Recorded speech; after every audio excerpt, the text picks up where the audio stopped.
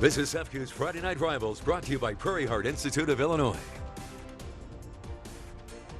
Good evening, everyone, and welcome to SEFQ Friday Night Rivals, presented by Prairie Heart Institute of Illinois. We are in Jacksonville at Illinois College. We are on the turf tonight. Jacksonville Routt will take on the Beardstown Tigers. Adam Anderson, it's going to be a little bit chilly tonight, but they're on the turf, under the lights. This is a huge game, and what an opportunity for both of these schools. Yeah, it's a big game. I'm feeling a little nostalgic. I played here at Illinois College. We didn't have the turf and the lights when I was here, but getting a little nostalgic again. We're in for a big high school football game here tonight. Beardstown 5-0, having a great start. Maybe playoff eligible, but you want to keep that train going. And Routt needs this game, 3-2, but they've got the work cut out for them, don't they? Got their work cut out. Beardstown has kind of stepped up their game, building off a lot of success they had last year, and they're off to a hot start now. What do you see as the SEFQ keys to the game? SEFQ, your key to getting a home loan. First off, for Beardstown, it's don't overlook this game. You know, you're 5-0, 6 wins guarantees you a playoff spot.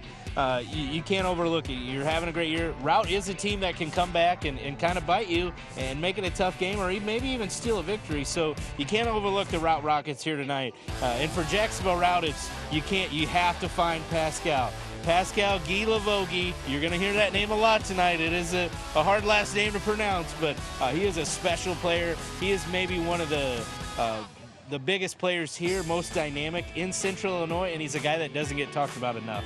Our sideline reporter tonight, Thomas Patrick from ABC News Channel 20. Let's go over to Thomas for tonight's forecast and to see what he thinks about tonight's game. Thomas?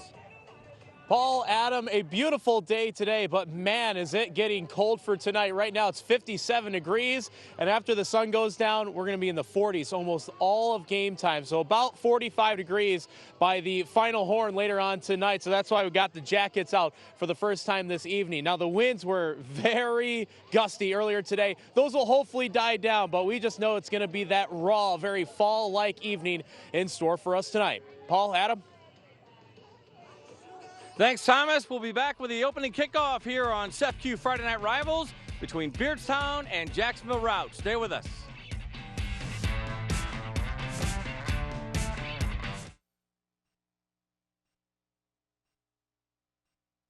And good evening, everyone. Welcome to SEFQ Friday Night Rivals, presented by Prairie Heart Institute of Illinois. I'm Paul Wapple, along with Adam Anderson in Jacksonville here at Illinois College. And we are ready for tonight's coin toss, brought to you by Midwest Technical Institute. And it's going to be Jacksonville Routt taking on the 5-0 Beardstown Tigers. And we're going to see who gets the coin toss, or who wins the coin toss, and who will get the ball first, Adam. And it's going to be a good game tonight. It is going to be a very good game. The WIVC is, one of the premier small school conferences over here on the west side of the state of Illinois. A lot of tradition, a lot of great teams, and we're going to get a good one here tonight. I think so, and a lot of excitement, no doubt, in the air. A little bit of a chill in the air, but it's a great, crisp night for high school football. Week 6, Adam, can you believe it? I can't believe, earlier this week I was looking at playoff points and playoff projections, and it feels like we were just in Williamsville starting off Friday Night Rivals. It's crazy. It really is, and again, I want to thank MTI for sponsoring tonight's coin toss, and wow, what an electric atmosphere here. They're on the turf at Illinois College, and just a great experience for some of these kids, all these kids, right? To be able to play at a facility like this for your home games is fantastic. It was great before the turf and everything, but adding the turf, the lights, the digital scoreboard, the new digital scoreboard is unbelievable. So this is a first-class facility. And Adam, we talked a little bit about it. The Rockets probably certainly need this game more than the Tigers do because of the playoff picture. Yeah, looking into past week 9, Routt needs this win here tonight. Coming in off of played last Thursday against Triopia. I know that's a big rivalry game with Routt Triopia, so I know they were disappointed they didn't come up on top on that one. And Beardstown showed up in the 3A polls this week, and they've steadily built off of that 7-3 season they had last year, and they're going to be a team to talk about when we get into November. And two teams, Adam, we talked a little bit off camera about, two different classes in terms of their school enrollment. 1A and 3A. So Jacksonville Routt has 131 students enrolled. Yep. At their high school. And this is the first year of the co-op with Springfield Lutheran High School. So it has a few players coming over from Springfield. That was brand new this year. That was something that the Routt Catholic administration was really pushing for, and I think it's something that could grow into to be a very good relationship. We are just about set for the opening kickoff. We'll get a look at the Beardstown Tigers sideline, and they brought a good number of fans here tonight. Like I said, a little bit of a breeze, and of course Thomas Patrick from ABC News Channel 20, the meteorologist, is our sideline reporter tonight. So doing a little bit of sports and weather tonight. So we've got him doing double duty, right? He's a jack of all trades for us. There you go. And in case you didn't hear, congrats to Donnie Tillman, ABC News Channel 20, sports director. Congratulations, had their first baby and his wife. And look at this, we're underway. Oh, look at this. The Illinois Air National Guard kickoff for an experience that's far above ordinary. Kick off your career with the Illinois Air National Guard, paying 100% of any Illinois state-funded school's tuition. And we're going to take a look. Look at this. Kind of caught us off guard there. It did, and fortunately for Routt, right, it didn't catch them off guard. So, but they've got excellent field position tonight as they start from their own 46-yard line. So 1st and 10 for the Rockets. Here we go. There's the give, and maybe a yard on the play. So Dylan Marshall, the running back, the senior, with the carry there. You know, if you're going to see two familiar coaches for you football fans around Central Illinois. Coach Barry Creviston came back to Routt. He was at Routt back in the early 2000s. Had a great run. Came back this year. He's invigorated this program. He's gotten it more lively. And then Robbie Howard on the Beardstown sideline is a longtime Williamsville assistant. Coached under Aaron Coons and was a part of that state runner-up run. Jared Plunk throws it complete. And across midfield to the 45 down at the 43 is Dylan Marshall again. He gets 12, and that will be a first down, and that is a Casey's General Store first down. They are one of our first down sponsors all season long, Casey's General Store. You know, Dylan Marshall is a player I heard more and more about this week that one to watch. He's off to a hot start. I think he's going to be a big key player here in the Rockets offense tonight if they want to be successful against Beardstown. So 1st and 10. There's the give to Marshall. He's been busy early going. Stays on his feet, left side. Got some room. Now to 30, 25. Brought down at the 20, close to the 19-yard line. So a big pickup there. They will move. Wait a minute. We've got a flag on the play. Brought down by DJ McWilliams and Avery Quigley. Or do we, Adam? No, I think he picked it up. Yeah, okay. I think he picked it up. So no flag. We did see some yellow, but that'll be first down. On the game for Marshall. 21 yards there, and that's a Casey's General Store first down for the Rockets, who are marching down the field. Yeah, great job up front by the Rockets. They're kind of an undersized offensive line compared to the Beardstown Tigers, and they're giving Marshall a lot of room to run. 1st and 10, ball on the 20. Marshall, left side, finds a hole and tripped up. Gain of about 3 on the play. Dylan Marshall had for a gain of about 3, brought down by the Beardstown. Make it 2nd and 7. So Marshall's been busy and probably glad it's not really, really hot tonight. Don't want to get cramps or anything, late cramps, right, Adam? I think we're going to hear that name a lot tonight. You know, these are, I talked about the coaches. They're very familiar with each other. Both were in the Sangamo at the same time. So it is Coach Creviston's first year here back at Routt, but I think Coach Howard probably knows a little bit of what he used to do at New Berlin. Plunk throws to who else? Marshall, complete to the 14-yard line. So no secret, it's just Marshall here, Marshall there so far, Adam, but it's working. Absolutely, they're putting a lot of pressure here on Beardstown on this first drive.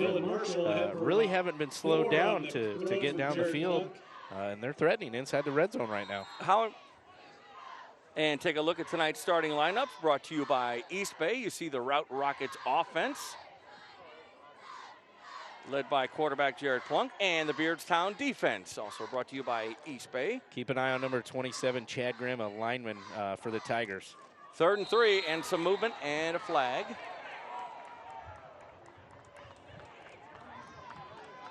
Looks like an offside zone. Beardstown is going to put Routt. Dead ball, encroachment, The offsides here on the defense, Tigers. 5-yard penalty. Adam, Play how will be a first down. important is it for Routt to get off to a good start tonight? I know people say that a lot, but Take over going at against a Beardstown. 5-0 Beardstown team that's First really, down. really You're good. you're facing a Beardstown team that's been very successful this year. They've been pretty dominant against the other WIVC opponents. So to get out, to get on the First board and goal quick for the Rockets. can change kind of the flow of the game. We saw it last week with the Rochester Rockets. Went down, fumbled, and they never really kind of responded after that. Plunk under center.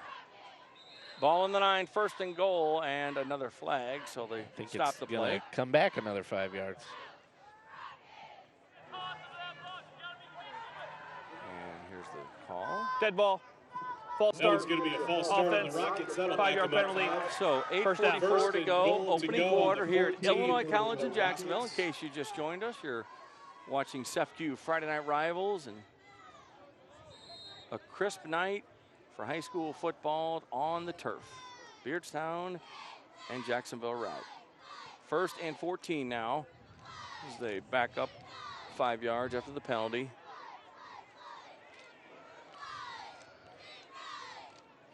Opening drive of the game. Plunk throws in the end zone, got a man, he's covered and incomplete. 3 defenders. Tigers were there, so that would have been a tough grab, but Plunk put it where nobody else could pretty much get it at him except for his own man. Plunk put it in the right spot for his guy or nobody else, but again, he had 3 guys or 3 Beardstown defenders had Cosgrove kind of under their watch, so it would have been a very tough catch, but nothing hurt, move on to second down, but they do got 14, it's basically second and goal from the 14 right now. And that was Alex Cosgriff, as you said, the intended receiver. Man in motion. Plunk in the gun. High snap, has it, looking to throw, dumps it, complete to Marshall, to the 15, still going, and takes a couple of defenders inside the 10. So that'll bring up third and goal from the 9. This is a big third down play, just a simple screen pass to Marshall. Beardstown kind of sniffed it out early and didn't let him really get going. But this huge third down, I would imagine, if you're Routt, you got to be pretty aggressive. I wouldn't be surprised if we see them go for it on fourth down. I'm not sure what their kicking game is like, but wouldn't surprise me at all. So third and goal from the 9. Rockets with the ball. Plunk has time, looking, in trouble, rolling, dumps it in and out of the end zone, and nobody was going to catch that one, so did all he could there to get rid of it. Yep, just you get it out, you get away from everybody, and you kind of live for another day. There's no turnovers. You didn't hurt yourself on taking a big sack either. And it looks like the Rockets are going to attempt a field goal here. And a late. Two late flags. Let's see here. what. Okay. Intentional. So late, but yeah, okay. very late. So they must have been talking about in high school football. It's unlike college and NFL, where intentional grounding in high school you can't just throw it off to the sideline or out of bounds. It has to be in the vicinity of a receiver, and it has to be a catchable football. So intentional grounding is a 5-yard penalty, lost it down, but it looks like the Rockets are still going to attempt a field goal. Lost it down on the penalty. Lucas May will try So the Rockets will attempt a field goal from be a 31-yard attempt. There's a snap, kick is up long enough, and no good. I couldn't tell, Adam, from our vantage point, and he had plenty of leg on it. Lucas May, but no good. So watch the replay, Adam. Here you see it. Great vantage point here. So plenty of leg. Oh, off to the side. It was off to the side. And coach is not happy. I don't know if he's happy it took so long or what, but it was definitely a miss. was called no good through the uprights, and Beardstown will take over. So get a look at the Beardstown Tigers offense for the first time tonight. 7:22 to go, opening quarter action. We are at Illinois College in Jacksonville. So we talked about it in the pregame show. Pascal Guilavogi is the one you're going to watch. Beardstown's going to come out in a little bit of an old school wing tee look. He can do it all, catch it and run it. They're going to feed him the ball. And they pound it, the Tigers do, to the 21-yard line. And Chad Grimm, the 5'10", 230-pound senior fullback, and he is built. You know, a lot of schools would love to have that kind of size at maybe a lineman position. He's a great athlete, so Beardstown gets him the football too as much as they can. Second down for the Tigers. Here's the give, right side, spinning, trying to get something going, and still on his feet. Going. Wow, took a lot of people to bring him down there, so a nice effort there, the Tigers, and that's none other than Pascal Guilavogi. So again, just kept his legs moving. He's not going to be a player that you bring down with one tackler. It's going to be 2-3 guys are going to have to gang up to really bring him down. As you can see there, he's a tough runner. He's going to try to get all he can. And that's first and 10, so that's a Casey's General Store first down. And here we go on first down. There's the carry. You got some room and moving the pile. Well, these Tigers are tough to bring down.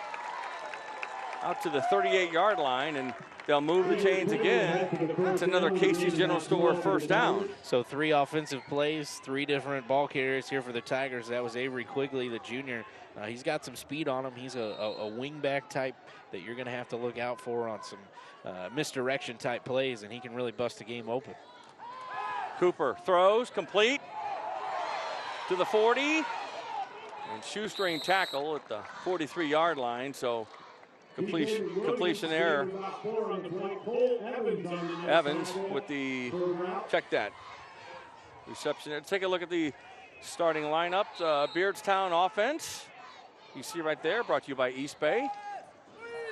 Cooper throws left side this time, complete again. Going back the other way, he's going a long way, but not too far forward. Now he's going forward, got some room down the sidelines, and made a good effort there, Adam, because he could have been thrown for a loss easily.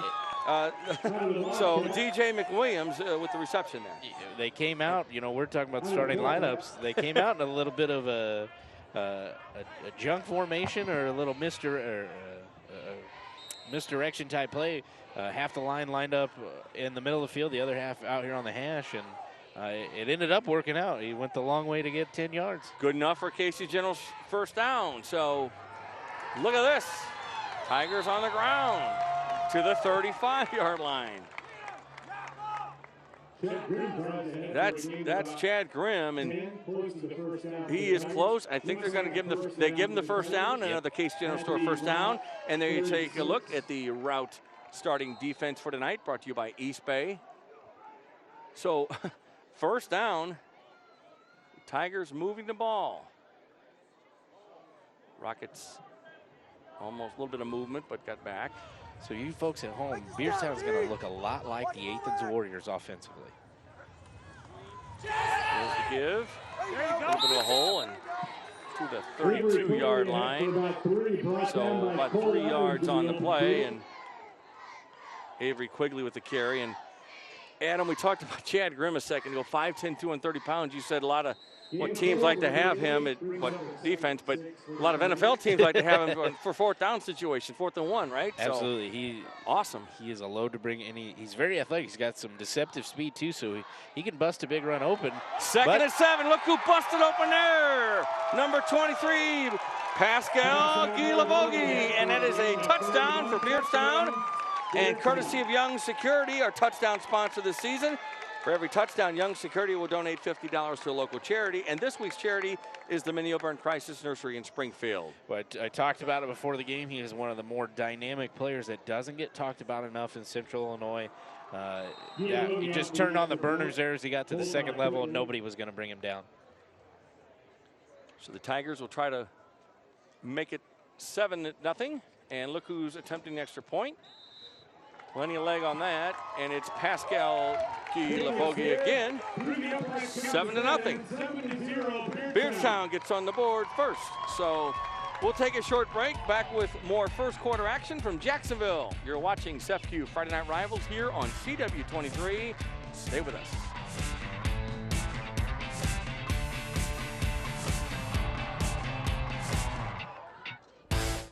Welcome back to SEFCU Friday Night Rivals, presented by Prairie Heart Institute of Illinois. We are at Illinois College in Jacksonville. The Routt Rockets trail the Beardstown Tigers 7-0. 4:18 to go here in the first quarter, and there's the scoring summary, Adam.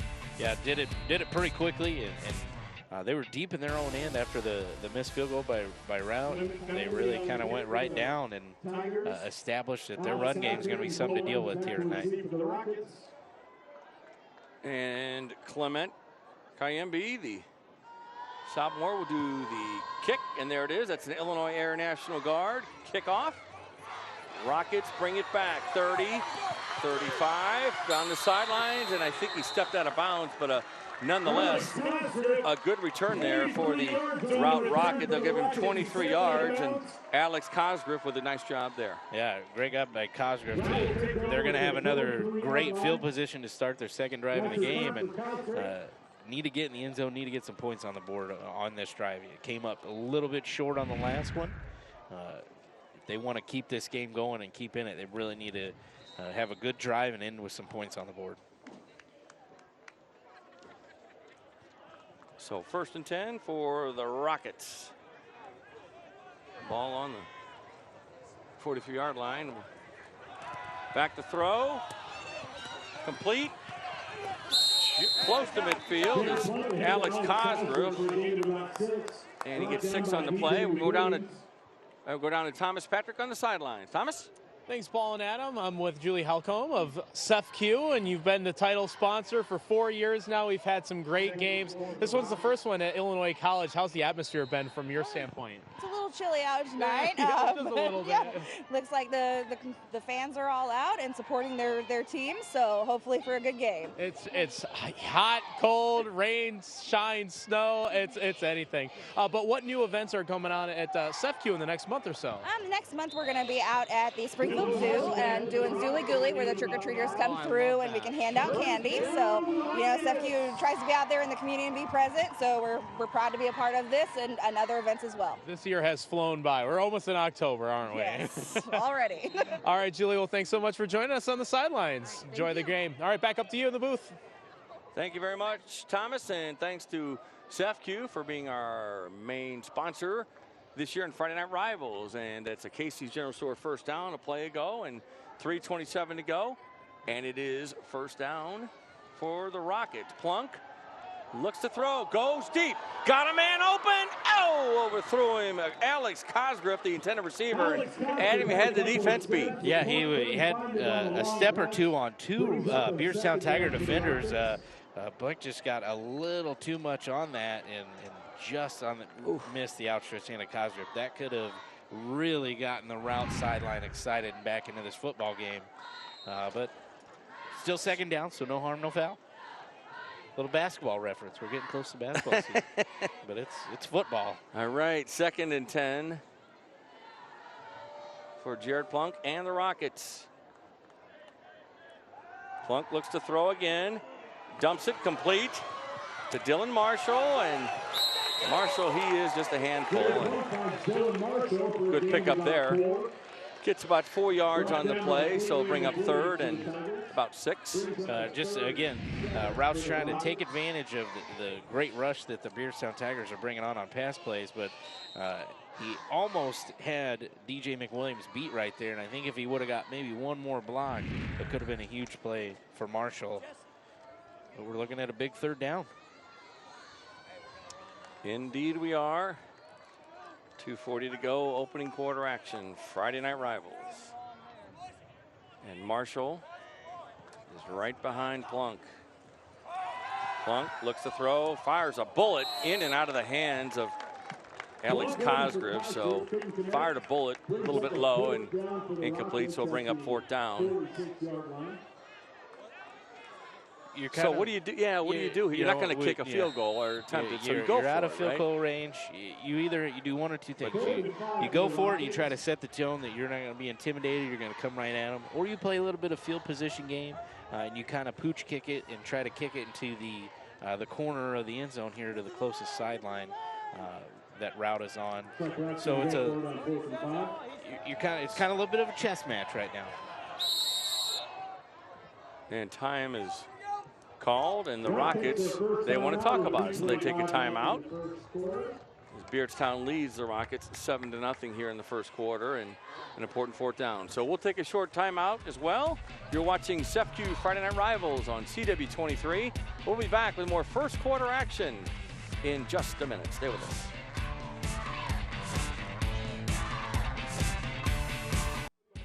Welcome back to SEFCU Friday Night Rivals, presented by Prairie Heart Institute of Illinois. I'm Paul Wappel, along with Adam Anderson, Thomas Patrick, our sideline reporter. 4th and 5 for the Rockets. The pitch back. Oh, a little reverse action. Oh, and Cosgriff nowhere to go. Boy, the Tigers read that, would you say? Yeah, I think they were all over that one. Great job by the Beardstown defense. Clint Cooper read that the whole way. He was not deceived at all by that reverse. Boy, wow. So not only do they get the 4th down stop, but they're going to start this drive on their own side of the 50. So the Tigers leading 7-0. As Adam mentioned, excellent field position. Ball on the 47-yard line of Routt. Back to throw, looking down the right sideline and complete inside the 15-yard line. And that's a Casey's General Store first down and then some. And the reception there by Avery Quigley. Great job by Quigley. He was covered pretty well. Cosgriff kind of had him blanketed, but just a perfect throw. Dropped it right in the bucket there to Quigley, and he makes a big catch. And they're back in the red zone for the Tigers. Casey's General Store first down, and there he goes again. Who else but the guy who scored the first touchdown has another one. It is Pascal Guilavogi. And that's another $50 donation, courtesy of Young Security, to this week's charity, the Minnie O'Byrne Crisis Nursery in Springfield. That is his 18th touchdown on the season. Coming into the game, he had 16, 9 on the ground, 7 in the air. Now he's had 2 more, so we're at 18 touchdowns here in week 6 for Guilavogi. Just an outstanding player. And for good measure, he will try the extra point again for the 2nd time tonight. Look at that. Kick is up, and it is good. So it is 14 to put that in the quad, I think. Beardstown. Wow. Somebody might catch that and run away with it so deep. You're right, on a Friday night. You see the replay. Look at that. Just the burst of speed, and no doubt about it. So 14-0, the Tigers, and you can see why in the early going they're 5-0. Yeah. They look pretty exceptional. They're going to be a tough out in 3A. Not a ton of numbers, but they've looked pretty good so far. Let's go down to Thomas Patrick on the sideline. Thomas? Yeah, thanks, guys. It was a strange turn of events on the first drive for Routt, which ended with that field goal attempt that ended up being incomplete. But the coaches noticed something weird, that the officials who usually stand underneath the goalposts there, well, the one that's on the right side from our vantage point, well, he wasn't in position, and that would have been the guy that would have been able to make the call if it was a good field goal or not a good one. So maybe we could use the replay to our advantage next time, but that ended up costing Routt 3 points, or at least the coaches think so. All right, thank you very much, Thomas. 14-0 as you see the Tigers in front here in the first quarter. So 2 touchdowns by Pasquale Guilavogi. And as you said on the previous show, we'll probably be calling his name tonight, a lot tonight, and we have so far. So here is the Illinois Air National Guard kickoff by Clement Kayembe. Rockets bring it to midfield, cross it to the 45, close to the 44-yard line. And again, in great field position for Routt. Yeah, Routt started every drive, pretty close to the 50 on the other side. That's something Beardstown's going to have to work on. Is their kickoff coverage tonight they attempted the onside first, but then these last 2 returns have been very close to being touchdowns for the Rockets. Jason Birdsell with the return for Routt. So 1st and 10. Ball on the 44. There's the give, and Marshall with the carry. Gets 3, maybe 4 yards on the play. Brings up 2nd and about 6. They're trying to really establish Marshall, so maybe they can try to hit Beardstown over the top. They've been close to having a huge play in the passing game, but Marshall is going to be the focus for both teams here offensively. 2nd down and 6 for Jared Plunk and the Rockets. The pitch back to Marshall, looking for blockers. Oh, tripped up, and a good defensive play there by the Tigers, and that was a good stop. Clemente Kayembe. Yeah, Kayembe kind of shot in on that sweep. Had a lot of white jerseys out there, so Marshall had to do what he could, and Kayembe clipped enough of his foot right there to bring him down. Good tackle there by Kayembe. So time winding down in the 1st quarter. We may get one more play, have one more play to go on 3rd down and 5 for Routt.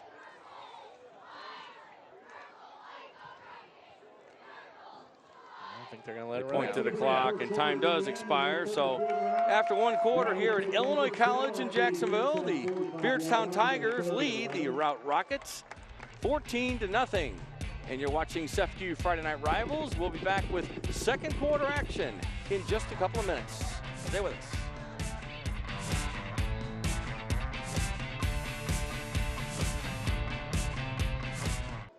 Welcome back to SEFCU Friday Night Rivals, presented by Prairie Heart Institute of Illinois. We're at Illinois College in Jacksonville, getting ready to start the 2nd quarter. The Routt Rockets with the ball, and they are going to go to the air. Plunk dumps it, intercepted, wide open, still on his feet, 45, looking for some blockers, hasn't, crosses midfield. So the Tigers start the 2nd quarter. Tristan Gann with an INT for the Tigers. Yeah, it looks like under the pressure, Plunk just kind of tossed that one towards the direction of Marshall and right into the hands of Tristan Gann, and he tried to flip the field and bring that one back for 6, but again, beautiful field position for the Beardstown Tigers to start this next drive. So they will start on the 48-yard line of Routt. Tigers taking their time and trying to get the play. Clint Cooper, the junior quarterback, gives to the big fullback Chad Grimm, and gets maybe a yard, 2 on the play. And in order to let you know that Friday Night Rivals is available streaming live online, log on to CW23TV.com and click on the Friday Night Rivals link. You can also find complete game videos and photos from this season's games. That's on CW23TV.com. Cuts back on the play. Oh, and took about 3 guys to bring him down. Pasquale Guilavogi. So that's probably about the only time they really stopped him so far. Yeah, so far it really kind of wrapped him up before he could get going, but he was about a play away from turning that into a big run for Guilavogi. And it's not just running the football. Here, when they get in passing situations, he's caught 7 touchdown passes this year so far. So he is another threat they still have to worry about when they're in a typical passing situation like right now. 3rd and 8. Cooper fires it complete, good for the 1st down, and that is a Shields 1st down. And I want to thank Shields, one of our 1st down sponsors all season long, and that completion to Pascal Guilavogi. That kind of sounds smart sometimes when I talk about something and stuff good happens. Call, yes. But he's a guy you got to watch no matter what they're doing. Play action passes, they can split him out, he can catch that. He can really do kind of anything he wants. He is that type of athlete. Ball on the 36. There's the give to Grimm.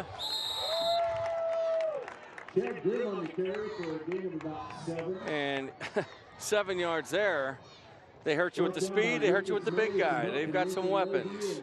And quickly back to the line. This is old school T formation look. Going to give it to Grimm again, and look at him go down. Wow, down to the 20, the 10, to the 6-yard line. Chad Grimm with a little bit of speed there, and that's good for a Shields first down, and good play. I talked about it before. He is a big guy, but he's got some speed. And he kind of surprised Routt a little bit when he gets to the outside. He can bust it open if he needs to. So 1st and goal. And it's Grimm again. It bounces off the tackle and to the 3. 2nd and goal. Chicago Bears fans at home, this is the T formation that the Bears made famous way back when George Hallis was the head coach, but it's very effective if you have the guys to do it. 2nd and goal. And there's the handoff, and don't see the signal. The Tigers say they're in. The official, no, I don't. I think he's down. Yeah, I think they're gonna. So close, but Grimm to the goal line that time. He's on about the 3/4 half-yard line there. There you see the replay, and no, they kept him out. Very close, but yeah, he was definitely out. So now brings up 3rd and goal. And the give, and it is he's in for the touchdown. Another 6 points. And that is another Young Security touchdown. So that is another $50 to the Minnie O'Byrne Crisis Nursery in Springfield. You know, when you got a guy as big as Grimm is, and if you couldn't get a half yard, I think you'd be pretty upset with yourself. But great job, great drive there by the Beardstown Tigers. A few different looks that they've showed Routt so far early in this game, but they're going to be a dangerous ball club. There's the point after attempt, and it is good, and that is Pascal Gilipogi once again with extra points. So 21-0. The Tigers rolling over Routt. We're going to take a short break. Back with more 2nd quarter action from Illinois College in Jacksonville. You see the replay there. You're watching SEFCU Friday Night Rivals on CW23.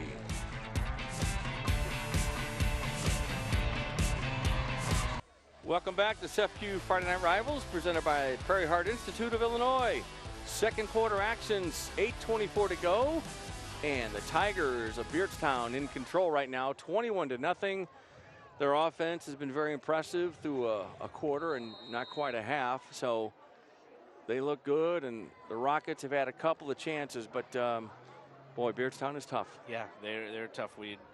I had talked to some other coaches about what to expect tonight, and you know, I think they kind of underplayed it a little bit, or maybe they're a little bit unsure. Over, you know, towards the Springfield area, we don't hear much about Beardstown because most of their games are played kind of in the western half of the state. And there's the Illinois Air National Guard kickoff.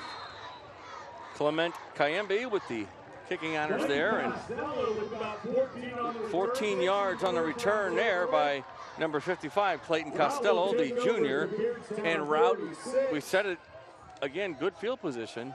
So maybe the Rockets can get something going here. They need a spark, right? You know, right now, I think they're still a little disappointed that first drive didn't end up in some kind of points on the scoreboard, but definitely need to get something going to keep this game balanced and still have a shot to come back here on the Tigers.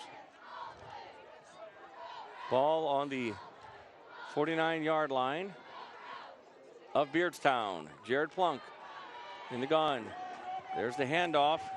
Dylan Marshall going down toward the sidelines and close to being out of bounds, and a good carry there for the Rockets. He's close to a first down, but a little bit short, so I'll bring up 2nd and short. You know, that first drive, they had so much success. They leaned on Marshall a lot to run the football. I think they need to get back to that and really focus on him because he's going to open up the passing game for Plunk and the rest of the Routt offense. Baseball players in the state kicking field goals. So 2nd and 1. 7:36 to go in the 2nd quarter. And there's Marshall again up the middle for Routt. Dylan Marshall picks up the first down, Rockets. So they'll give him a first down, and that is another Shields first down for the Rockets. Again, Marshall, they need to rely on him to provide a little spark. But don't sleep on Plunk. Let's see if maybe Routt goes to the air here to catch the Tigers focused on in the backfield. What will the Rockets do here on first down? Back to throw. Looking in trouble. Oh, and down. Sacked back at the 48-yard line. And he was hit hard, Plunk was.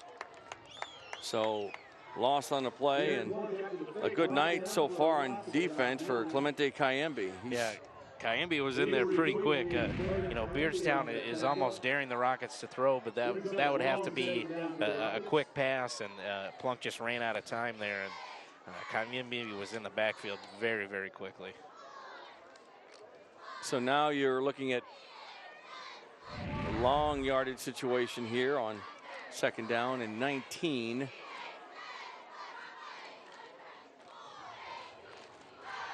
Plunk has time, looking across the middle, right into the hands of the Beardstown defender, and he's still on his feet. It's Avery Quigley, and he's got a good return to the 44-yard line. You know, Plunk did have a man open, didn't set his feet real well, tried to deliver a strike. He's got a heck of an arm, just did not get enough on that pass, and quickly kind of jumped right in front of it. We're going the other way. So Tigers take over, and after the turnover with 6:02 to go in the first half.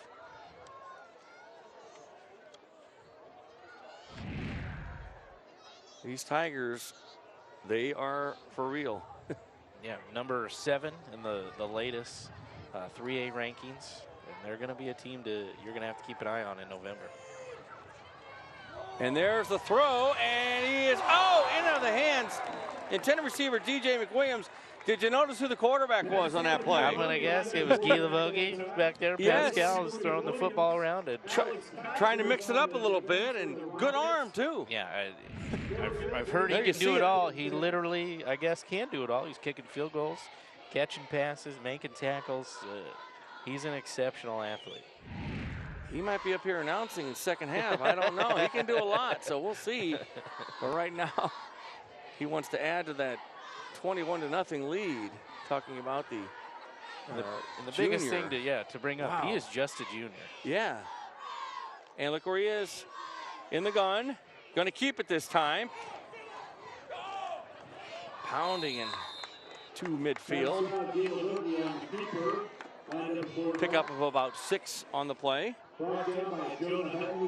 So yeah, the Tigers showing one of their best weapons and how versatile he is. Yeah. A lot of the same plays that they're running out of the wing tee, they can run here in the shotgun with Guy Lavogie as quarterback. And, you know, we just saw he can throw the football if he needs to. Pascal, Guy Lavogie. Oh, Rockets didn't. Thought they jumped. They got back. And Guy Lavogie in the gun.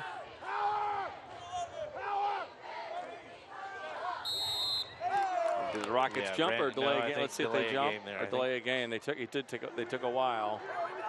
Rockets were getting antsy, you could tell. But there's the offense. Delay game. 5-yard penalty. Repeat 3rd down. Break for the Rockets. Push them back 5 yards. Again, with Guy Lavogie not being a normal quarterback, he doesn't know to watch that back judge who, without a play clock, the play clock isn't on here tonight. Back judge will start counting and throwing his hand in the air, and that's when you know you got to get that snap off pretty quickly. That makes it 3rd and 10 for the Tigers. And get a look at some of the Rockets players. And Guy Lavogie says, I'll keep it myself. Looking for blockers. Has a few. Flag on the play. And Guy Lavogie to about the 48-yard line of Routt. Let's see what the penalty's all about. If I had to guess, it's going to come back. Yeah, there's going to be a hold here on Beardstown. So that'll push the Tigers back. Holding. Offense. Just 10-yard penalty. Bit of a breeze. Repeat 3rd down. Very comfortable night. Perfect night for a jacket, light jacket, maybe a sweater. But just a great environment and just a great facility. I know you're very familiar with it. This is great. Lights and the turf. It's just what a great opportunity for these players, these teams, and for us. Absolutely. And our viewers at home. So. Yeah, very familiar with the facilities over here in Jacksonville.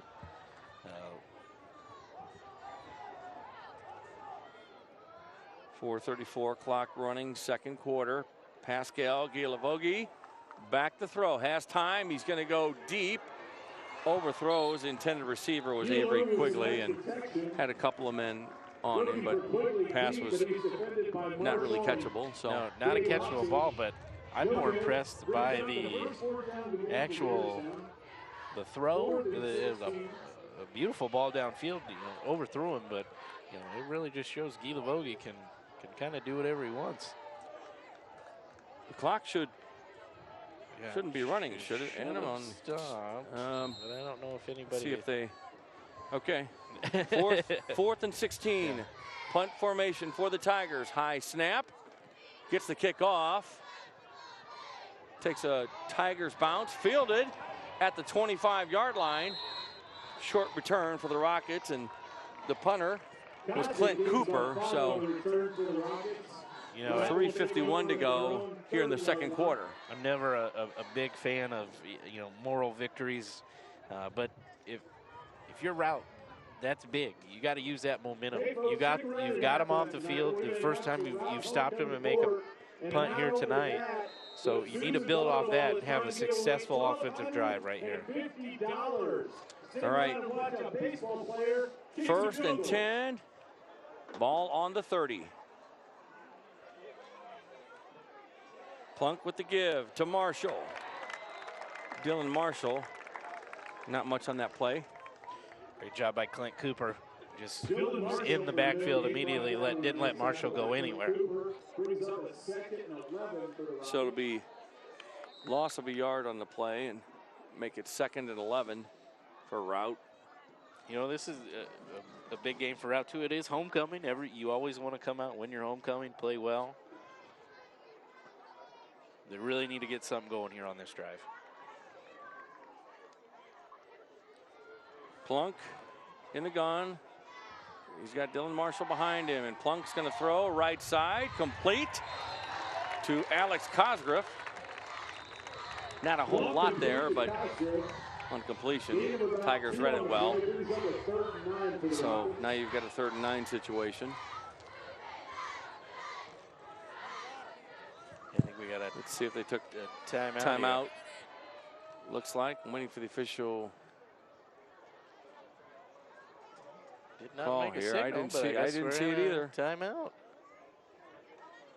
So 3:05 to go here in the second quarter. Beardstown up.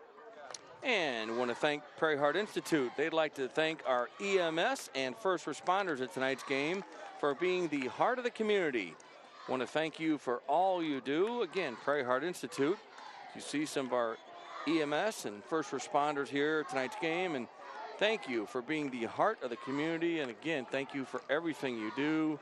You are very important, and we are glad you're here and everywhere. You are important, so thank you again from Prairie Heart Institute. 3:05 to go, second quarter, and of course at halftime we'll have the Susan's Auto Mall halftime challenge and the halftime show, and part of the challenge or part of the show, halftime show, is the kickoff challenge. So yeah, we gave away a lot of money. It's good. A few weeks ago, so we're hoping to give away a big amount. We didn't, but somebody did. It was Susan Langham. We appreciate it. But no, I know what you mean. We appreciate that. Because an individual can get some money and the school can get some money. It's a win-win-win. How's that? All right. But for now, we've got action. 3 minutes to go. Plunk dumps it, complete. Just not much there on 3rd and long. So Marshall gets a couple, maybe 3 on the play. The Tigers are doing a great job of really finding where Marshall is on the field and making sure that they're not losing track, because he's really kind of the main cog in the wheel here for the Routt Rockets. And timeout on the field. Beardstown takes a timeout, so 4th and 6 for Routt. The ball's on the 33, certainly a punting situation, right? But we're going to take a short break. Back with more second quarter action, and you're watching SEFCU Friday Night Rivals here on CW23. Back.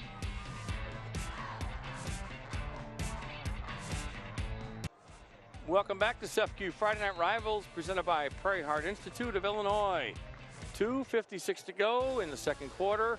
4th down, a fake punt by the Rockets trying to catch the Tigers off guard, and it works. They get the 1st down, hit hard, but that's okay because the Rockets get the 1st down. Jesse Bowman was the up man and took it and did a great job, and that's a Shields 1st down, Adam. Yeah, great job by Bowman. He got the 1st down. That's what's most important. Took a big hit at the end, but hey, Routt Rockets 1st down. They're still, drive is alive. And maybe for the Rockets, that's what they needed to get going. So executed to perfection there. Had plenty of room once he got by the first Tiger defender there. So hit hard, paid for it, but like you said, got the 1st down. So that's the most important thing. Clock running, 2:36. 1st down from the 42. Plunk gives it to Marshall. Short of midfield is Dylan Marshall. I would expect the Rockets here to pick up a little bit of tempo and try to get in here as we're getting close to the end of the 1st half. They need to get on the scoreboard. Plunk goes deep, left side, one-on-one coverage, tipped. Nice defensive play there by the Tigers. That was a good defensive play by Tony Medrano. You know what, for you other, younger football players or even other high school guys, you need to watch Tony Medrano on that last play. He didn't get handsy. He didn't put his hands. He waited till the ball arrived, and then he jumped and batted it away. You couldn't have made a better defensive play right there if you really kind of tried. Great job by Medrano and the Beardstown Tigers on that one. And the Rockets want to talk about it, so they take another timeout with 1:59 remaining in the 2nd quarter. And right now, you know what we're going to do? We're going to check out the fan cam. Let's find the students with the most school spirit. It's the MTI fan cam. Get hands-on training to take off in your career with Midwest Tech. Thanks to MTI for sponsoring the fan cam. And you get a look at some of the fans tonight. There's some of the Beardstown cheerleaders and a lot of school spirit as we see at every high school football game. And look at that good shot of the crowd. Tigers are excited. Why not? 5-0 and looking good right now in the 1st half, Adam. Oh, okay. That's really excited. All right. Not too high now. Careful. Don't try that at home. All right. And there you get a look at some of the hats. It is a little chilly, but not bad. It's high school football weather. So, again, the MTI fan cam. All right. And again, at halftime, we will have the kickoff challenge, the kicking challenge. That's always fun. So, 3rd down and 6 for Routt. Marshall, left side goes wide and tripped up. And none other than Pascal Gilavogi. Yeah, Marshall needed to turn that one up maybe about a half second sooner. He had some blockers and maybe put his foot in the ground and cut back because Gilavogi had a great shot. And again, Rout's facing another big 4th down here. With 1:39 to go and each team with a timeout remaining, and looks like there is a timeout taken by Beardstown. So both teams taking a few of their timeouts here in the latter part of the 2nd quarter. So I want to remind you that tonight at 10:15 on ABC News Channel 20, get all of your local high school football highlights on News Channel 20's Friday Night Rivals recap. It's usually with Donnie Tillman, but he won't be there tonight. Congratulations to Donnie. In case you haven't heard, Donnie and his wife had welcomed their first baby yesterday. Girl, congrats, Donnie. I'm glad he took the night off. Thankfully, Carly Bell's got you covered, and so does all the other photographers and staff at Channel 20. They do a great job. They'll have all the highlights from all across Central Illinois. And Donnie, he deserves a night off. So absolutely, 10:15. I don't know if it's much of a night off, but. But congrats exciting. Again to Donnie. Yeah, it's very exciting. Rockets. Oh, the punt is blocked. Tigers look to pick it up. They do. Recovered inside the 20. Oh, boy. So the block there by the Tigers. And nope, the ball will go to Beardstown. And Clement Kayambi with a good block and the recovery. Again, Kayembe, he's got a lot of speed. Went untouched there off the side. I think maybe he would get the kickoff before he got back there, but great job by Kayembe to get both hands in front of him, block that. And now it's a very, very short field for the Beardstown Tigers. So this, with 1:30 to go, Beardstown out of timeouts, but 1:30 a lot of time in high school football to get on the board. And back under center for the Tigers is Clint Cooper. He hands off and going and looking into the end zone. Just like that, touchdown, Avery Quigley. 6 points for the Tigers. Another $50 to the Minnie O'Byrne Crisis Nursery in Springfield, courtesy of Young Security, and it's 27-0. You know, you think about your wing tees and your double wing offenses, and they're, you know, very slow, methodical. Beardstown's been completely the opposite here tonight. They have been all over the Routt Rockets. They've scored quick and in a hurry, and they've put 28 big points on the board here in the first half. So 27 points, trying to make it 28. The point after will be attempted by Pascal Gilavogi, and there's the extra point attempt, and it is good. So it's 28-0 Beardstown, 1:17 to go in the second quarter. So, wow. Impressive by the Tigers and a tough go for the Rockets. Look at this. There's you see the replay. Great run here by Quigley, and you know, he's another guy that you worry about Grimm, you worry about Gilavogi, but Quigley's got some speed. He's another big playmaker for the Tigers. And I don't want to take anything away from Quigley there, but a good hole there. Give some credit right to that offensive line. And you see, you know, Kirchner 265, OS 265, 230, 220, Lucas Shelby 270, the senior, doing a fantastic job. Yeah, you know, Beardstown might not have the biggest roster, you know, the most depth, but they've got some tough kids.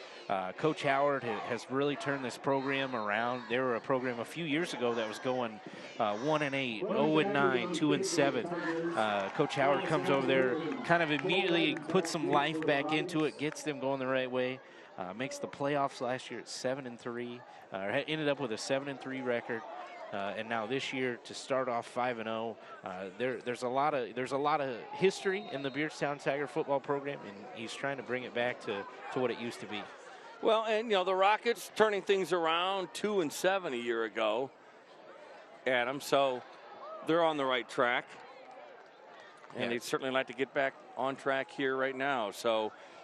And here is another Illinois Air National Guard kickoff. Not a long one, intensely, but it's out of bounds. And the kick that time by number 9, again, Clement Kayembe. So just with 1:16 to go. Bring the ball out to the 35-yard line here and get started. You know, Beardstown, that's something they're going to have to work on moving forward in the season, is their kickoff coverage has not been great here tonight. And so now they're playing it safe and just putting it out of the end zone and giving them a short field. Seems like what they're going to do here rest of the game. In case you just joined us, we are at Illinois College in Jacksonville, on the turf, under the lights, CEFCU Friday Night Rivals. As you can see on your screen, 28-0 Beardstown, and they have pretty much controlled, dominated this first half.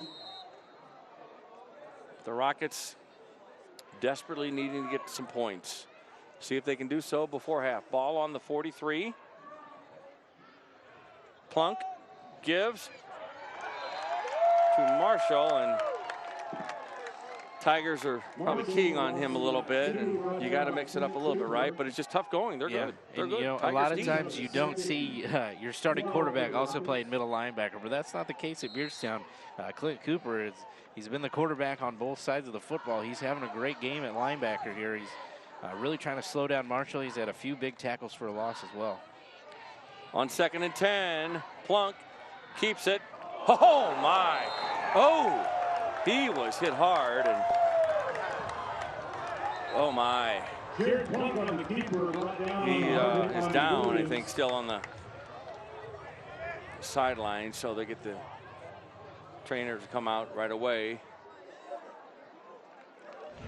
So here you see the replay, and just trying to find something and hit hard, and just took a big hit shook there up a little bit by DJ McWilliams.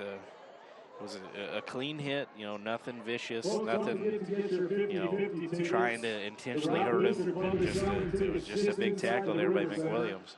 They're also selling memberships. So everybody, of course, hoping that he's all right, being looked at right now. And all right, slow, but gets back on his feet. Jared Plunk, and great to see that. All right, that's what we wanted. So shook up a little bit, but hopefully he's okay. So Jared Plunk, and he's a big part of the Rockets offense, starting quarterback. So he'll go off. I imagine he'll be out the rest of this half. Only 27 seconds ago. So Rockets still have the ball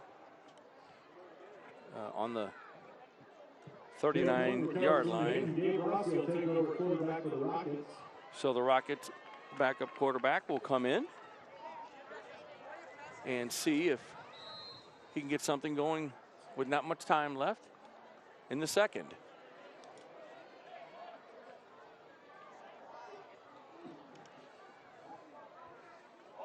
Under center, and the ball come loose there. I couldn't tell, but so you know, one thing that as a backup quarterback, you're not probably getting a lot of center snap exchanges during the week or even before the game. So first time you get a snap under center and you're not used to it, that's what's going to happen.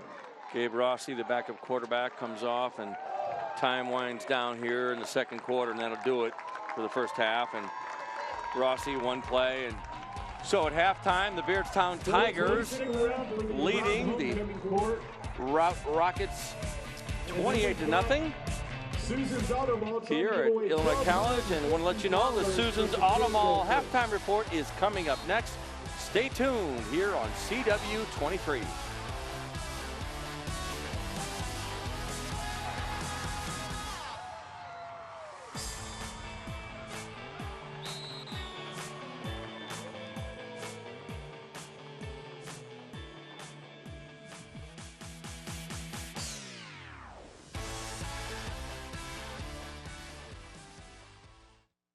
Going into the half, you had a big set of plays right before the halftime too, with the punt block and then the 17-yard run for a touchdown. What impressed you more, really? Yeah, really the punt block there. Clement did a great job. You know, it pressed half man just like we taught. Got his eyes, took a great angle to the ball, and obviously that's huge. You know, we'd rather be up 4 scores than 3. So that's a huge momentum going into the half for sure. Okay, and you're just rolling over all those plays. Is there anything you can improve on into the second half here? Well, I tell you what, we started kind of slow. You know, all credit to Routt. They came down, they kind of punched us in the mouth there. Luckily, Ben not break, and we didn't let him score. But we got to be better defensively. We're giving up probably too many yards. I'd say obviously a shutout. You know, I mean, we'll take that. But we got to be better. We got to be more physical inside, and hopefully finish here. All right. Good luck in the second half, Coach. I appreciate it. Thank you. All right. All right. We'll be back with the Susan's Auto Mall halftime report. That's next on CW23. Come back and join us.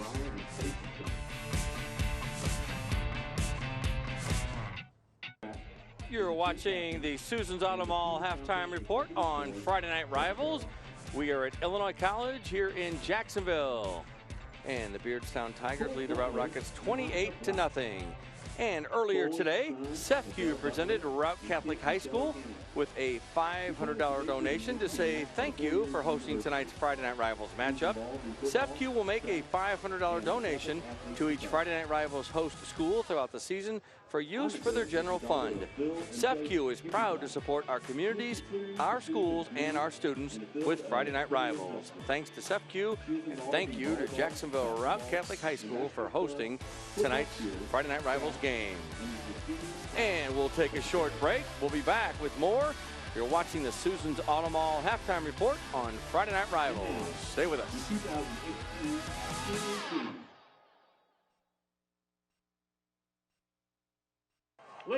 Welcome back to the Susan's Auto Mall halftime report on Friday Night Rivals.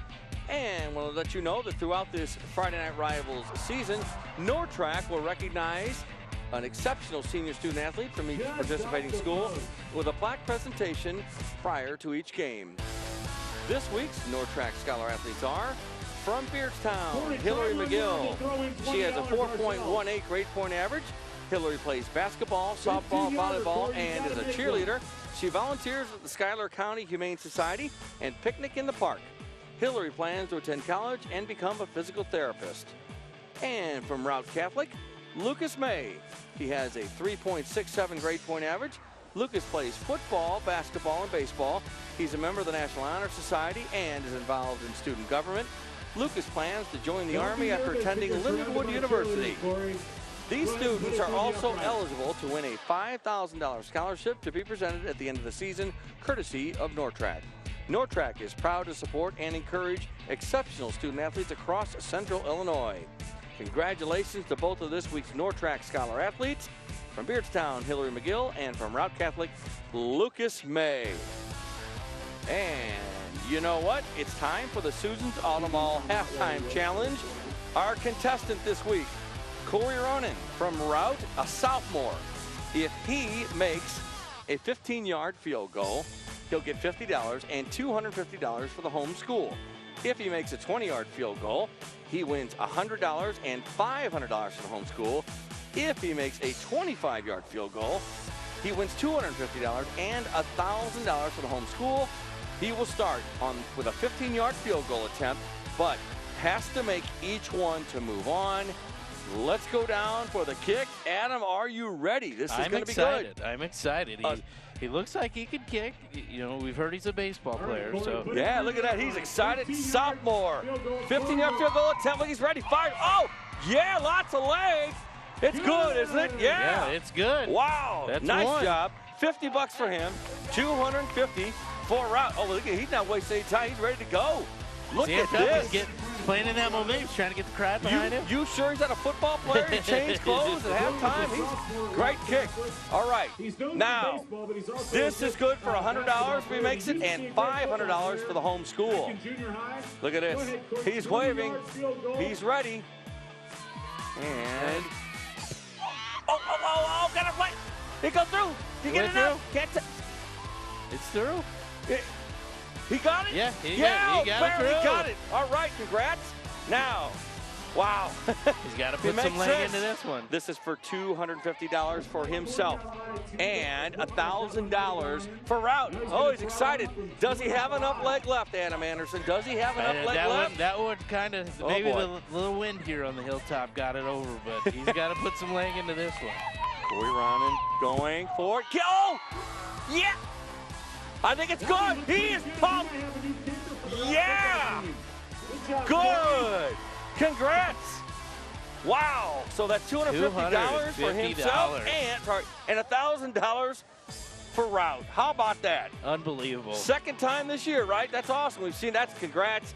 A little bit of a breeze, and hey, we got to get some commentary. We got to hear what he has to say, right? Look at this. $250 Patrick's homecoming weekend. Look at this. Amen. Here you go. Take it away, Thomas. Thanks, guys. I'm here with Corey. Congratulations. All 3 field goals made. Now, that second one, what happened? You got a lot of air. I missed the ball mostly, but I was like, hey, I got this. Okay. I got this. Is there any relation to being a pitcher and being a kicker? Is there something maybe, do you got like the wind-up going on? Or? Well, naturally, I'm just like really good at kicking balls. So, like, yeah, I just got it, you know? There's no relation at all, but I got it. Okay, you got a little bit of money. What are you going to do with it? Give some to Drew and Adam real quick. Those guys over there, you see those guys? Yeah. All right, and keep it for myself. That's it. All right, share the wealth a little bit. Corey, thanks so much. Congratulations on that. Thank you. Yes. All right, back to you guys in the booth. All right, thanks, Thomas. Congratulations. Wow, here's the replay. Look at that. Oh, he nailed it. Nailed all 3. Right down the middle. Second one wasn't too easy, but great. All right, we're going to take a break. You're watching the Susan's Auto Mall Halftime Report on Friday Night Rivals. We'll be back with more exciting action from Jacksonville in just a minute.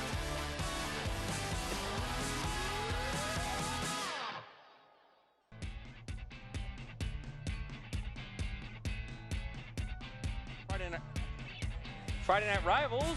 Welcome back to the Susan's Auto Mall Halftime Report on Friday Night Rivals. Let's go down to Thomas Patrick. Thomas, go ahead. Thanks, guys. I'm with Josh Sorrells, the athletic director at Beardstown. Thanks for being here today. This is actually the first time we featured Beardstown on Friday Night Rivals. So how's the experience been so far from your end? Oh, it's very neat.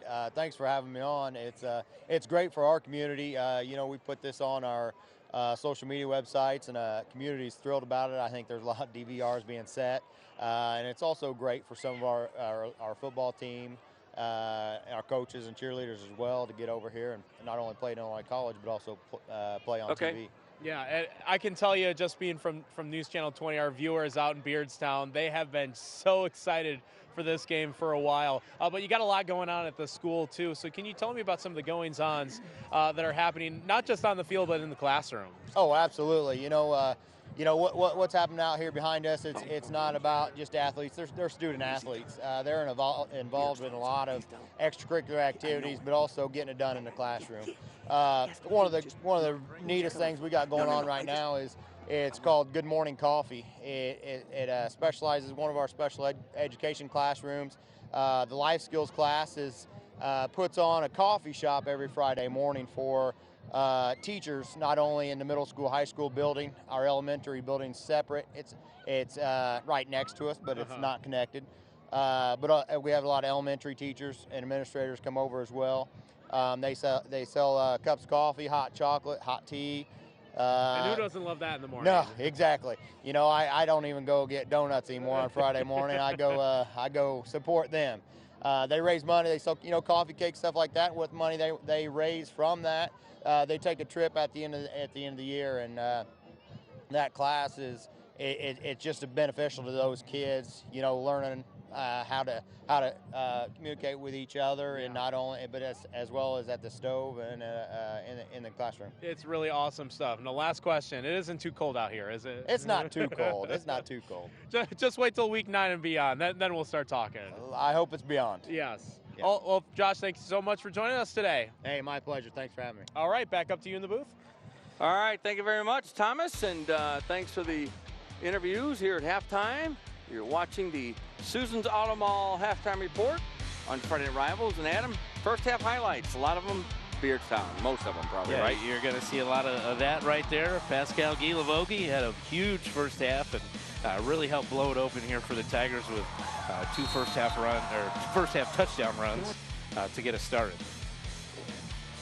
And there you see the interception there, and the Tigers defense comes up big. Couple of interceptions in the first half, and they go power, they go with speed, and here's another throw, and just right into the hands of the Tigers. And yeah, so they just dominated the first half. Yeah, two turnovers by the Rockets, and then this block punt here right before halftime really kind of put the top on a great first half by Beardstown. And that's why it's 28-0. They lead after 2 quarters of play. And we're gonna take a short break. And you're watching Susan's Auto Mall's halftime report on Friday Night Rivals. Stay with us.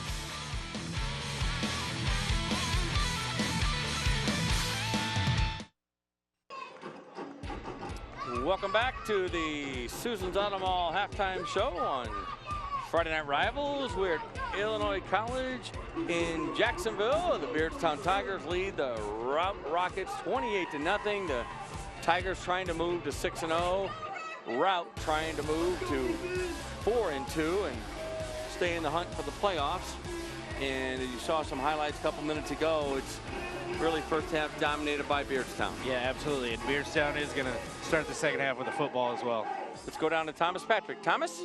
All right, I'm here with Coach Crevison. I know that was a rough first half for you. So what did you say to your kids in the locker room? Well, we just got to keep playing. It can be a battle of 2 halves, and we shot ourselves in the foot a couple times in the first half, but we moved the ball effectively. We had a bad penalty or not a bad penalty, but we had a bad blocked punt, and we stalled a couple times. We just have to put the ball in the end zone if we want to make the game competitive. All right, still time to turn it around. Thanks so much, Coach. Good luck in the second half. Thank you. All right, thank you very much, Thomas. And we are just about set to get some halftime stats, Adam. It's all about the rushing yards. And, the turnovers, are pretty big for the Routt Rockets as well. Can't turn the ball over twice, especially against a football team like Beardstown. As we saw last week against Rochester and Sacred Heart Griffin, you turn the football over, you're running a risk of really opening the game. And Lucas May, the onside kick. For the Rockets, that's an Illinois Air National Guard kickoff, and Tigers got it. Rockets trying to start something. You know, you have to give the Tigers the ball opening possession, so trying to shake things up a little bit. Might as well maybe can, catch them off guard, or a big explosive play to keep your crowd in. It's a big homecoming crowd. It's a big night, but it barely traveled the 10 yards it needed to go, and Beardstown was smart and just fell right on the football. So the Tigers start at midfield. Clint Cooper under center. Gives to the fullback, Chad Grimm. Busts his way up the middle. Grimm up the middle for about 7, brought down by Gabe Rossi. Again, great job by Grimm. He's, you think about Guy Lavogie, but Grimm's somebody you always have to worry about as well. He almost broke one on a big run there in the first quarter and second quarter. And he's a big cog in their offense. 2nd and 3. Cooper again under center. There's the give to Grimm again, and fights his way to the 39-yard line.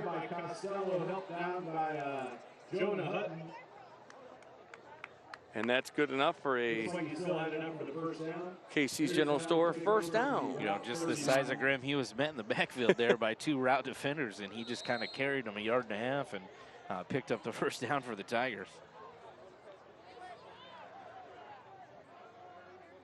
So 28-0, Beardstown.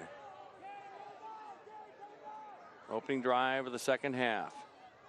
Little misdirection there. Who's got it? And look who's got it. Avery Quigley.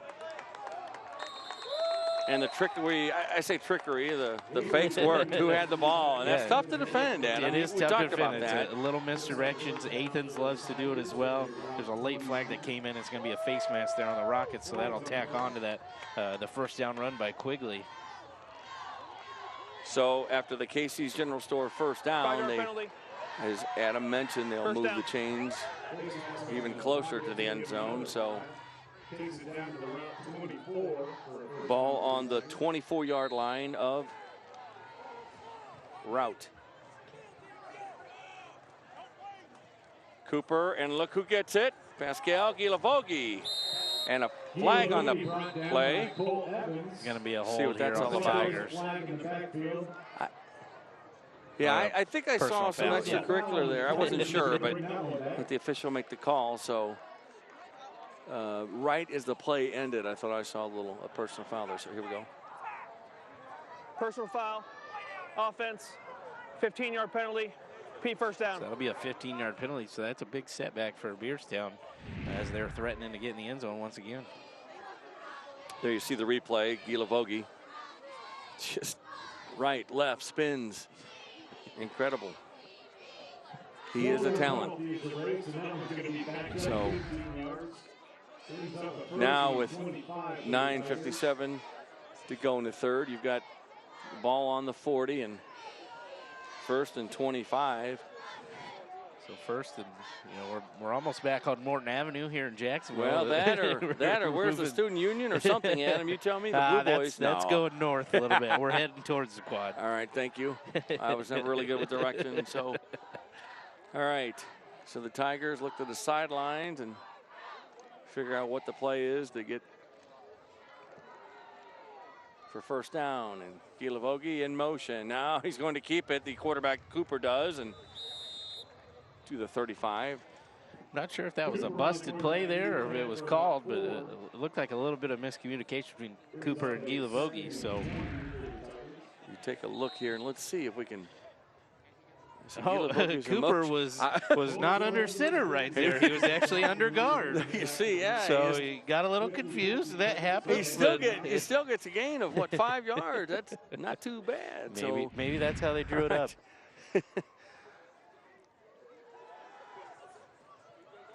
Cooper gives and keeps it. 25, hit hard and to the 21-yard line, and good pickup there. So make it 4th down and check that. still be a long way to go, but see the replay. Yeah, he's Cooper, tough. you know, he's a big guy. He plays middle linebacker too on defense, so he's not your prototypical quarterback. Gilavogi in motion. Now he's going to come back the other way on 3rd and 8. Tigers take their time. Gilavogi looks for a hole, cuts back left. Down to the 10-yard line. And a big carry there, and that's good enough for a Casey's General Store first down. Great job by Gilavogi, just following his offensive line there, and they've done a great job all night, giving him some room to do what he can do, and that's create and make big plays. On the defense. So we got another unsportsmanlike on the first down defense, so that'll be a half the distance to the goal. So the Tigers will get a little bit closer to the end zone. Opening drive of the second half. Penalty was against the Rockets, and that's going to move the ball 5 more yards. Gives the Tigers the ball. Probably a little bit of frustration, but all right. So 1st and goal for Beardstown.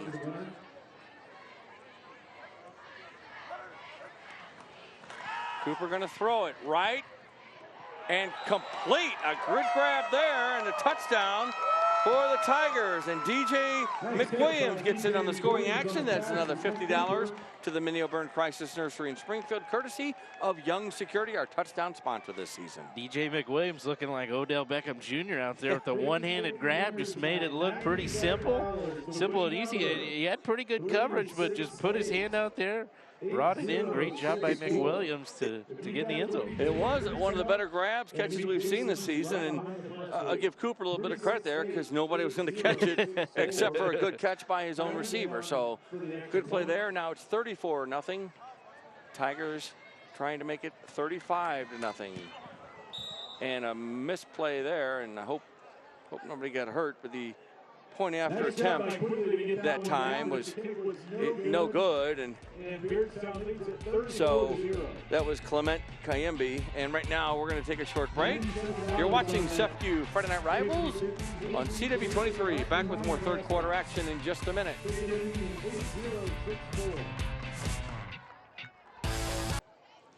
Welcome back to SEFCU Friday Night Rivals. We are at Illinois College in Jacksonville. Paul Wappel, Adam Anderson, Thomas Patrick, and SEFCU Friday Night Rivals presented by Prairie Heart Institute of Illinois. Third quarter, Beardstown up 34-0. The Tigers trying to stay undefeated and move to 6-0, but a lot of time left. But the Tigers are rolling right now, and there's an Illinois Air National Guard kickoff, a squib kick. Bobbled by the Rockets, but they do recover at their own 42-yard line. Yeah, that was a close one there. Beardstown almost pounced on that football. I don't think he meant to onside. I just think he kind of missed a little bit there. Yeah, I'm not sure about that. So, tell you what, I think I could use some of those blazing wings right now. The winds picked up, temperatures dipped a little bit. Getting a little chilly. Adam's talking about, if you didn't see the preview show, the Mountain Dew preview show from 6:30 to 7 here on CW tonight, we had the Buffalo Wild Wings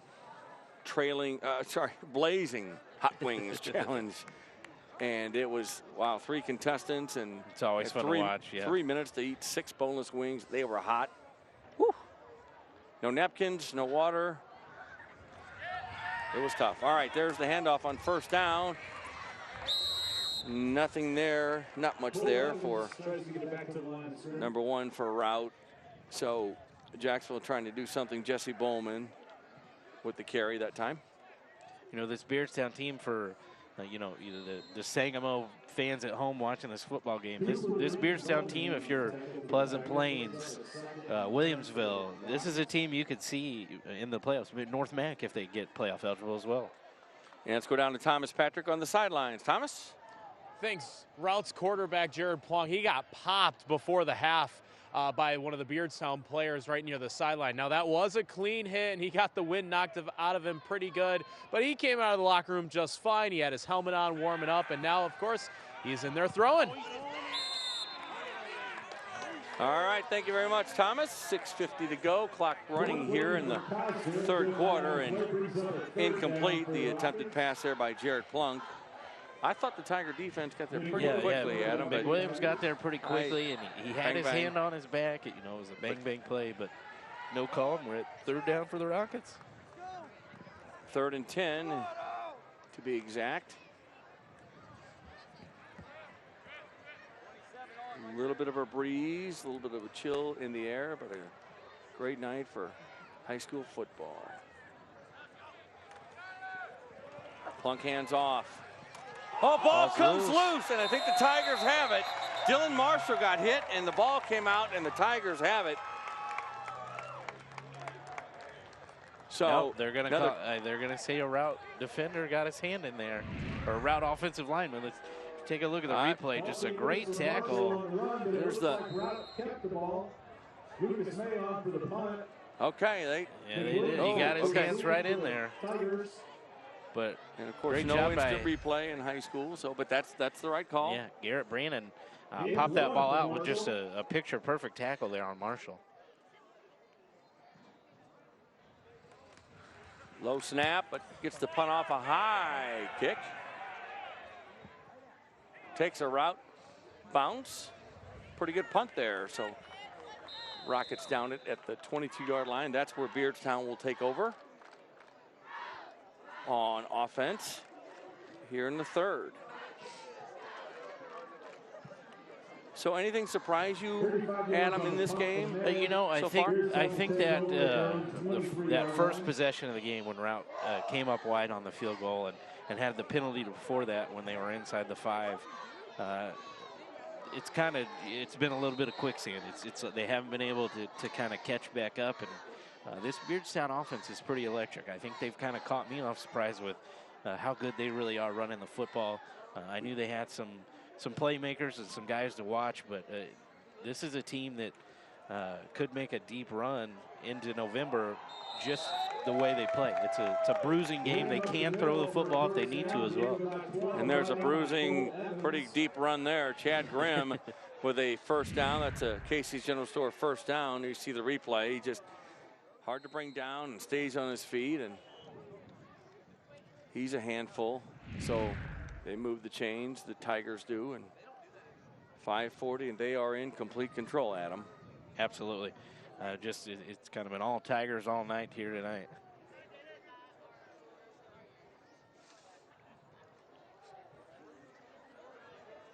Clint Cooper throws. Got a man open. Who's going to hang on to him? Get it.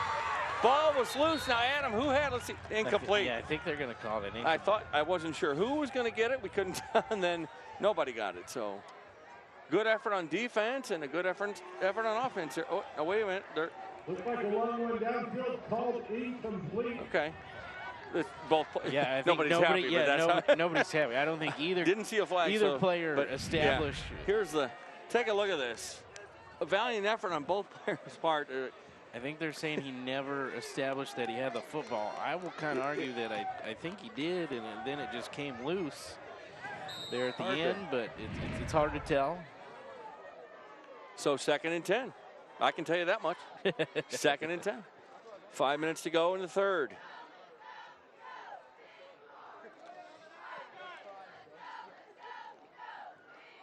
Takes a handoff, now does give it, and look who it is. It's Guy Lavogie, and he's got some speed and crosses midfield to the 40. That's good enough for a Casey's General Store first down. He's got a second, a third, maybe a fourth year that you don't see on a lot of football players in high school. And he was, a few inches away from maybe turning this into another 6 points for Beardstown. And we've got some few scores we'll mention in just a minute from across the area after this play. A lot of big games tonight. Like we're getting to playoff crunch time. Indeed we are. So on 1st and 10, there's the give to Lavogie. Or check that. Grimm on the play. So 4 minutes ago. Little deception. That's what they're trying to get you looking at Guy Lavogie, but it's actually going to be Grimm running right past you, right up the middle. Why not mix it up? You've got those kind of weapons. Use them. So 2nd and 6.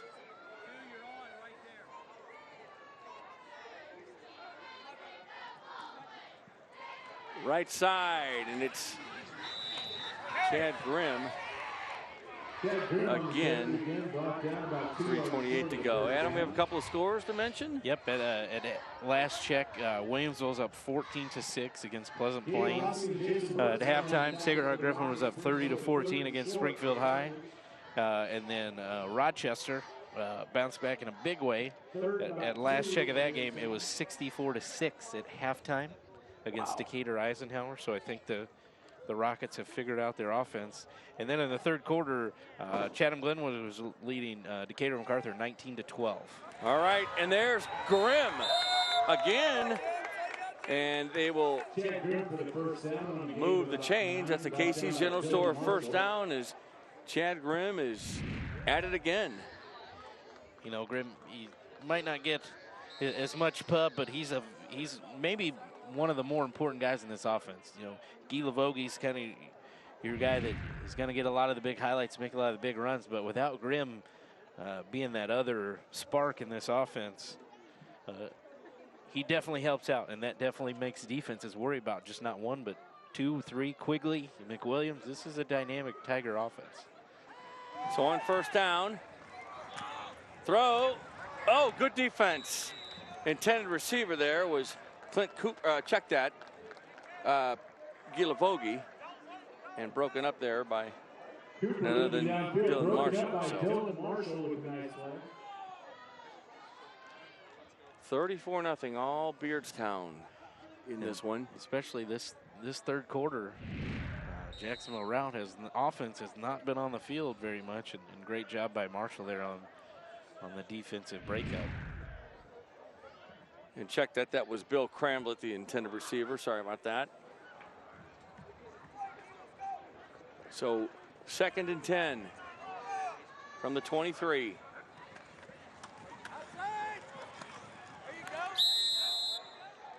Not much that time on the carry, and the Tigers mixing up again. Avery Quigley with the carry that time. So they'll bring up 3rd and 7 for Beardstown. You know, see what Beardstown does. Haven't been in many 3rd and longs here tonight, so kind of a different spot for them to be in. But Cooper's got an arm, and again, you always have to worry about Guy Lavogie in the backfield. The pitch to Guy Lavogie. And my goodness, this is news. They stopped him. He didn't get a whole lot. It's tough to stop him. He was kind of out there by himself, and he still got 4 or 5 yards. So, and it looks like Beardstown's going to go for it here. On 4th and 4, inside a minute in the third quarter. They're trying to draw him off, Adam. Let's see.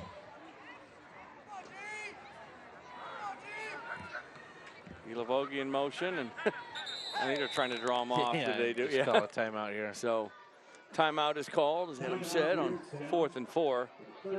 Tigers take a break in the action here, so we will take a short timeout as well. You're watching SEFCU Friday Night Rivals here on CW23. Back with more first quarter action from Illinois College in Jacksonville in just a minute. Stay with us.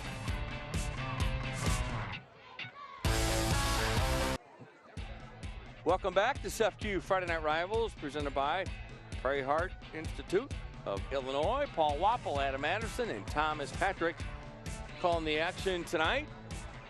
39 seconds to go in the third quarter. It is 4th and 4, and the Beardstown Tigers are going to go for it. There's the handoff to Guy Lavogie, and he steps through, and he's going to step into the end zone once again, and another 6 points for Gila Vogie and the Tigers, and another $50 to the Minnie O'Byrne Crisis Nursery in Springfield, courtesy of Young Security, our touchdown sponsor. Great job by Gila Vogie. You know, that's just a simple double dive play. So they're going to fake it to Grimm, which you got to focus on, and then you're going to hand it off right behind him to Gila Vogie. He makes one guy miss, and then he's just into the end zone. And the Tigers look like they're going to go for 2, Adam, to try to make it 42-0.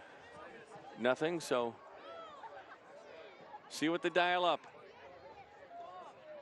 Clint Cooper under center. And a little give, and he's easily in, is Chad Grimm for the conversion. So 42-0, the Tigers all over Jacksonville Routt here in the 3rd quarter. And hey, let's find the students with the most school spirit. It's the MTI Fan Cam. Get hands-on training to take off in your career with Midwest Technical Institute. MTI, our Fan Cam sponsor, and a lot of fans here tonight and having a great time, as you see there. And Tigers fans are really having a good time tonight. You see them cheering and a lot of smiles out there. Thank you to MTI for sponsoring the Fan Cam. You have to have a Fan Cam. I gotta give a shout out to my favorite former Beardstown Tiger. My mother, Sandy, was a graduate of Beardstown, so I'm sure she's at home with her orange on. She was excited because she also is an Illinois College graduate as well, so she was very thrilled to see both her alma maters kind of intertwine here tonight. Well, good. Always got to give a shout out to your mom. That's great. Hi, Adam's mom. You're a good lady. You're all right. And a shout out to, you know what, a good friend of mine, longtime friend of mine, Nick Crowe. He's here. He's a Beardstown High School graduate. Nick and his brother and his mom and dad, awesome people. And Nick is a miracle, was a miracle child, and is a big sports fan, big Cubs fan. Great follow on Twitter for updates, score updates, and everything. Beardstown Tigers fan, and does a great job. Good to see him here tonight. I'm sure he's enjoying this game. And shout out to Nick Croy and his family. Great guy. So here's the Illinois Air National Guard kickoff. Rockets trying to get it moving. Got a hole. Cross midfield. I think he's going to go. Look at him go. He's going to go into the end zone. 88 yards. Alex Cogsgrip. Just what the Rockets needed. That's a Young Security touchdown. So $50 to Minnie O'Byrne Crisis Nursery in Springfield. Adam, just what the Rockets needed, right? Yeah. Needed it maybe a little bit earlier in tonight's game, but great job by Cosgriff and great job by the Rocket kick return team. Again, the kickoff coverage team for Beardstown has not been good all night. He had a perfect lane up there, and he turned it into 6 points for the Rockets. Good play there. Obviously, he scored 88 yards, and 42-6 our score. And see if the Rockets go for the point after or the 2-point conversion. Wow. 88-yard return. What a return. That's how you do it.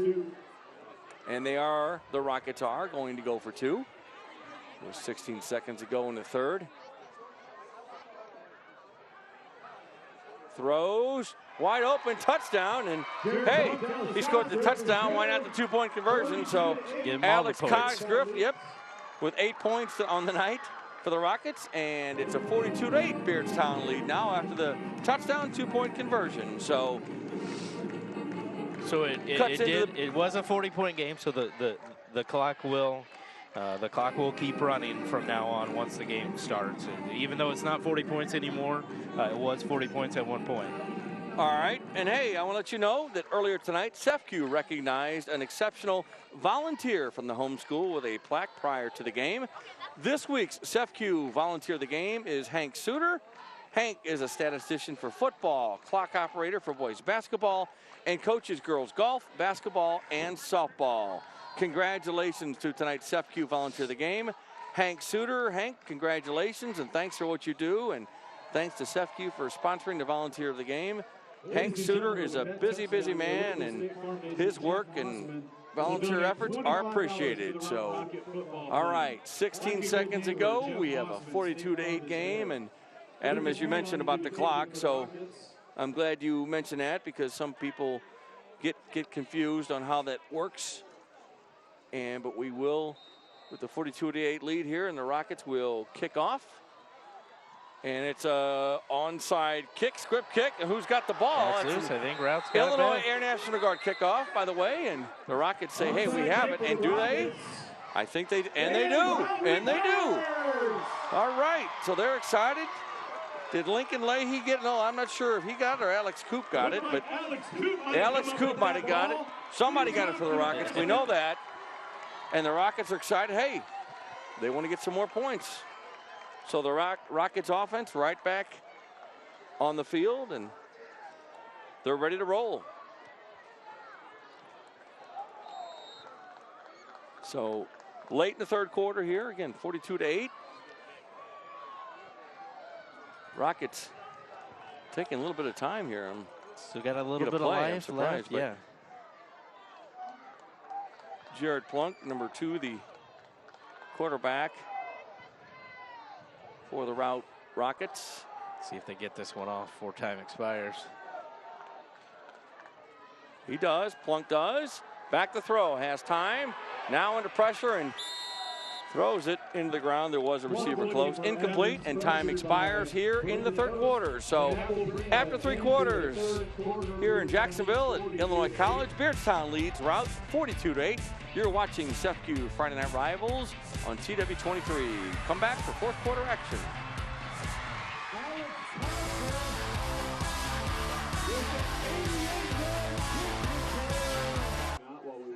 Welcome back to SEFCU Friday Night Rivals, presented by Prairie Heart Institute of Illinois. We are in Jacksonville at Illinois College. Routt and Beardstown on the turf under the lights tonight. What a great night for high school football. First play of the fourth quarter. There is the handoff to Dylan Marshall. And he's to the 43-yard line. And in case you just joined us, the score is indicative of how this game has gone. Rockets a little bit of momentum. They got a touchdown on a kickoff return, onside kick, and they've got the ball. So trying to get some more points on the board. And they move quickly. The Rockets do. So hand off to Marshall. Cuts and not much there, maybe 3. Yeah, going to be about a yard short. And at this point, we expect him to go for the first. Go for it here on fourth down. Score update for you folks at home over in Decatur. Decatur MacArthur goes up 20-19 on Chatham Glenwood. That one is in the fourth quarter as well.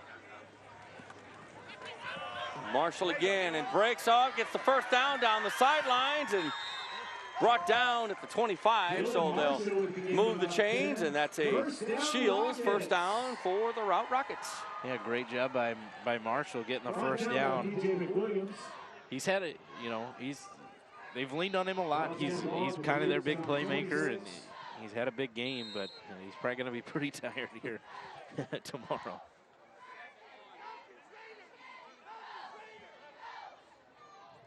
So 1st and 10, ball on the 26 of Beardstown. Plunk goes to the end zone. One-on-one coverage, and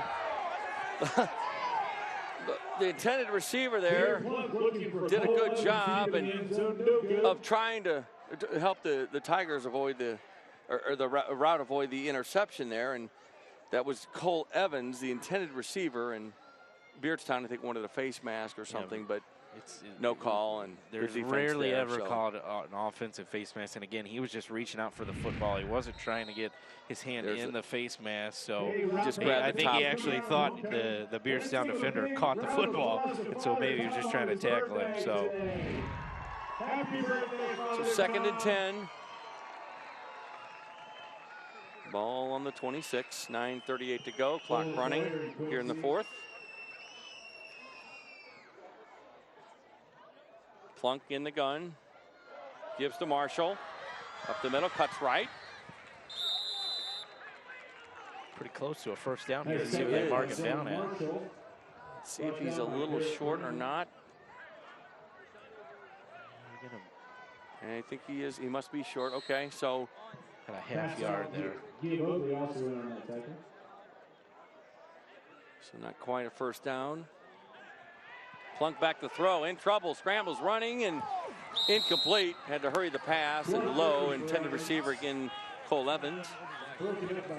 Yeah, it's some heavy pressure. Need to get rid of the football. You are lucky again that wasn't another turnover for the Rockets. It came short of closer to a Beardstown defender.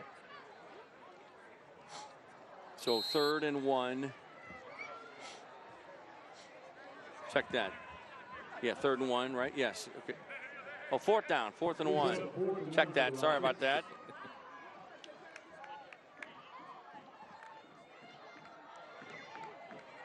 See what they do here. I'd probably bet my house you're going to see the ball to Marshall right here. Jason Birdsell, number 28, in. Doesn't get it, or does he? And the first down. And it does go to Birdsell, and he did get the first down. They brought him in, he got it. Glad I'm not good at betting. That's a Shields first down.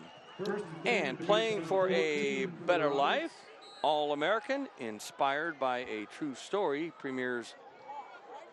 All right, I'll tell you about that in a second. Back to action here on first down.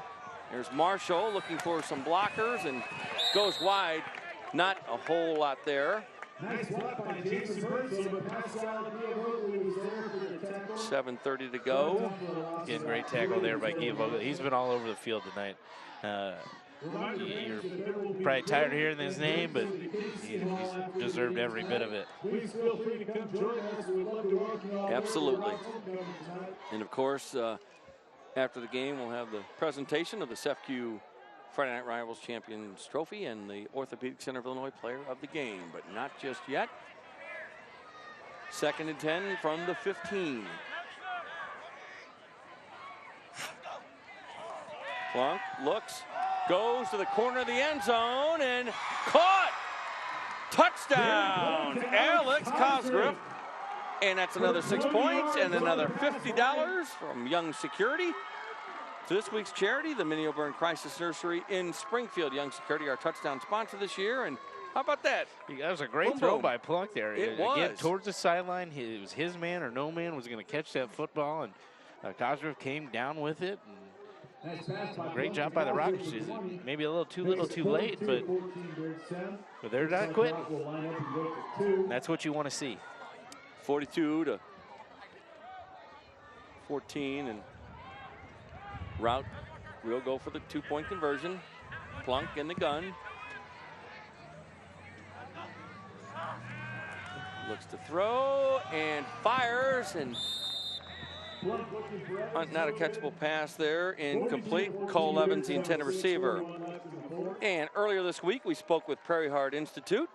Take a look at tonight's Heart of the Game message brought to you by Prairie Heart Institute.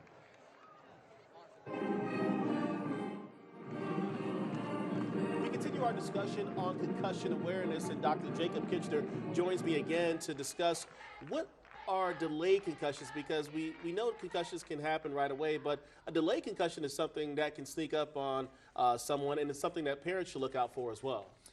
Yes, some of the symptoms of concussion actually do not develop right immediately on the sideline or in the game. So some things that can develop over time, within the first 24 hours, loss of balance, and then beyond that they'll have certain memory and concentration issues. There are certain red flags that do happen within a few hours that if they happen, the person should be transported to the hospital. So if they suddenly develop loss of consciousness, they're awake, and then later on they lose consciousness, start to vomit, or their personality and behavioral changes, they become agitated. This could be even beyond a concussion. There could be bleeding in the brain, which sometimes becomes delayed. So when you're seeking medical attention, what are some of the things, doctor, that you're looking for when someone could be dealing with concussion issues? The things that are red flags are, again, problems with balance, personality changes, problems with their sleep cycles.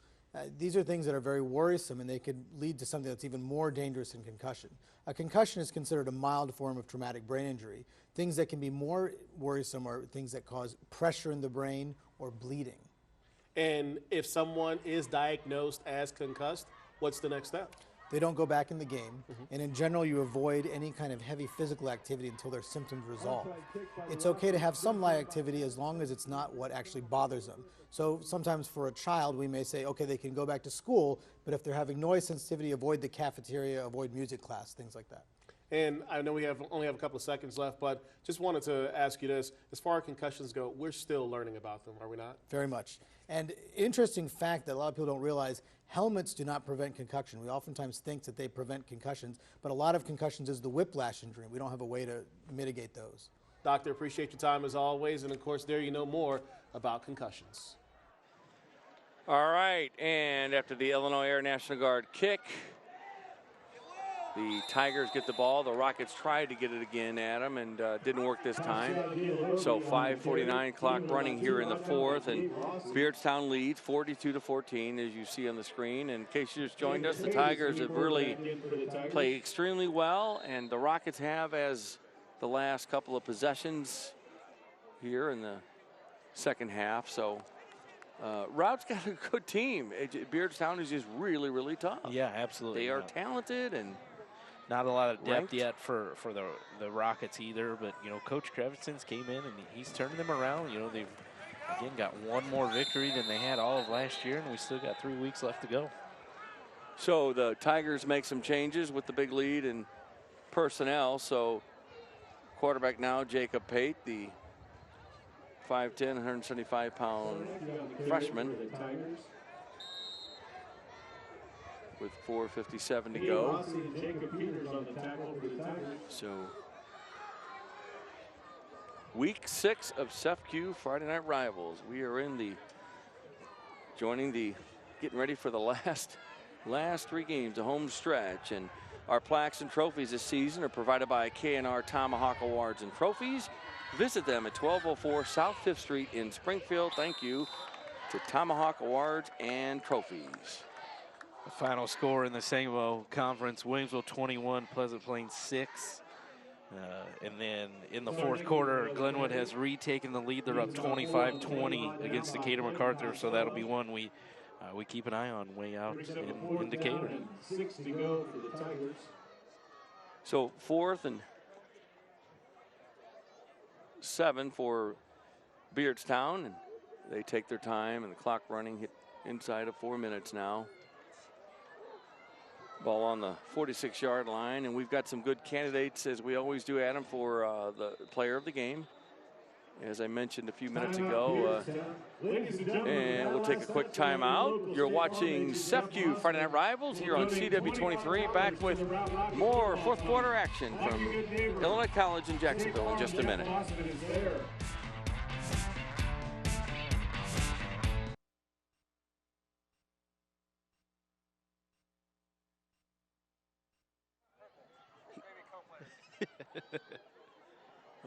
Ooh. All right.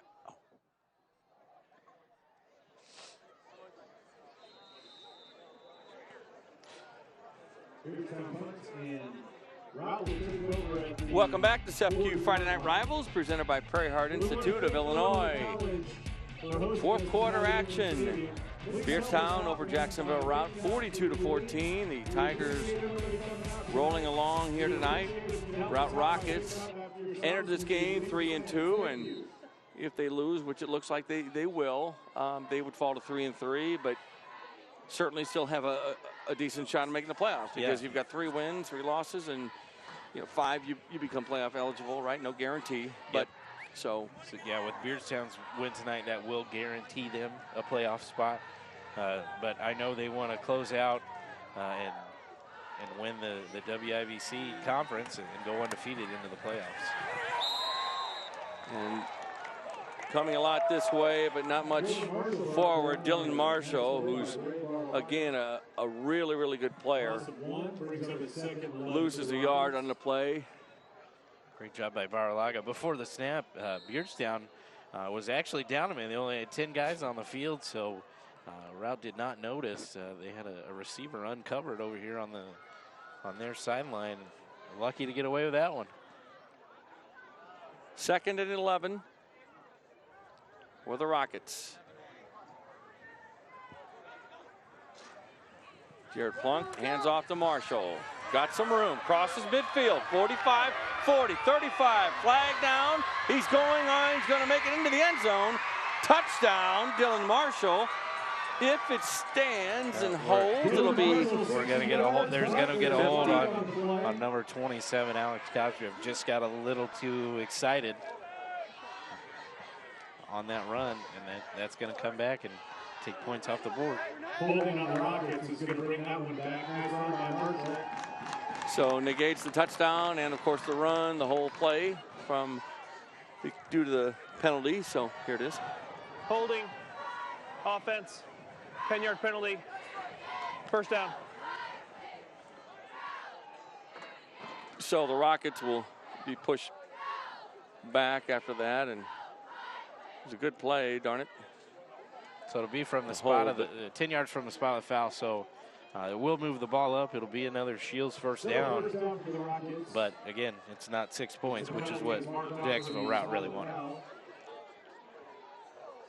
2:18. Clock continues to run. First down, first and. They're getting reset here. Moving the chains back to where they are supposed to be, and a little bit of confusion, but stop the clock to get that figured out. Now they're going. So here we go now. Pitch to Marshall. Left side, first down, 30, 25, 20. He's going to go to the end zone, and he does. This time, no flags. Touchdown, Dylan Marshall and the Routt Rockets. Another $50 donation, courtesy of Young Security, our touchdown sponsor, and it goes to the Minio Burnt Prices Nursery in Springfield.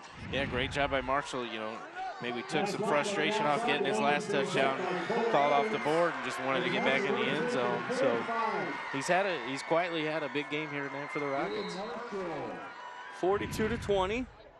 I'm going to guess the Rockets will go for the 2-point conversion, and let's see if they do. And Marshall comes out, probably to get a quick breather. 136 yards tonight on the ground for Marshall. Excellent night for Dylan Marshall, the senior running back. And the Rockets will go for 2. Jared Plunk under center. And he pitches it and going wide and hopefully getting his way in the end zone, and he does. And who gets on the board? It's Jared. Check that, Alex. Sorry about that. Coop gets in, the freshman. So getting some of the other players in the action. So it's 42-22 with 1:56 to go in the game, Adam. Yeah, you know, Rout's trying to build on some things for next week and continuously get better, but there's some things they need to work on. But Beardstown is a very, very good team, and they're highly rated for a reason. And another shout out to Jacksonville Routt Catholic High School and their whole administration staff. Done a great job, and thanks for hosting this game and hosting us. They've been great, and everybody associated with Rout's been great tonight. So throughout the whole week, and it's been a lot of fun. So 1:56 to go, as you said. Cheerleaders tonight on homecoming. Thank you, girls. Quick mention, Adam, that next week on Friday Night Rivals we'll have Pleasant Plains at North Mac. Yeah, North Mac was up 12-8 at last check against Auburn, so could be a Pleasant Plains team that will be coming off a loss against Williamsville against a hungry North Mac team. It'll be a good one. Check that. It's at Pleasant Plains. All right. Sorry about that, but it'll be the Cardinals and North Mac, the Panthers. So, all right. Lucas May is set, and he has the Illinois Air National Guard kickoff off the hands of the Tigers, off the hands of Marshall. Oh, and the Routt recovers. So Dylan Marshall went off his hands, but hey, look, they got it. At Rockets that point, get it. So when that ball starts bouncing and stuff, it's almost you got to revert back to your playing baseball. You got to catch a grounder. It's coming off hot, especially off the turf. You get some of those extra bounces off this turf that you wouldn't get on natural grass. So you really got to be ready for it. Cade Bilbrook with the recovery. So Rockets have a lot of practice. Been able to practice a lot of the onside kicks, the short kicks tonight, and they've been successful. Look at this. Great camera Takes work. that second big hop. That's the one you got to play for. Yep. And tip, you know, so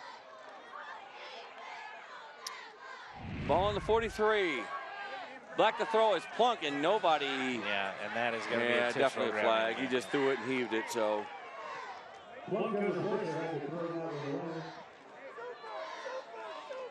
Clock continues to run. Yeah, clock. Since Beardstown went up 42-0 at one point, you know, Routt scored some touchdowns to make it closer. But once you get up by 40 points, clock never stops. So we'll see if the trying to get settled after the penalty and another play or two, and Rockets want to do something here. Plunk looks to throw, goes deep, down the sidelines, and picked off. Picked up by the Tigers. Just a kind of almost a desperation pass, and Tony Medrano with the INT for Beardstown. That's certainly going to end it there. Maybe one more play, Adam. 30 seconds ago. And so Tony Medrano's Medrano had a big night on defense. He's played some picture-perfect defensive back plays out there, and he kind of closes the night with an interception. See the replay here. It's a big throw by Plunk. He's got an arm, but just needs to work on a little bit of his accuracy so he can. It's something to work for the rest of the year and look at film and get better and try to get into the playoffs. So with the loss, the Rockets will fall to 3-3, as we said. Beardstown will remain undefeated and 6-0. This is win number 6 for them and ranked in the state polls this week, and deservedly so. And got some good weapons on offense, so they're going to be a team to watch once late October, November gets here. They can make a deep run in the 3A playoffs. So, final score tonight from Illinois College in Jacksonville on the turf. Beardstown 42, Jacksonville Routt 22. A lot of points, 64 tonight. So we're going to take a quick break and back with the post-game show here on CW23. Be sure and come back. Join us.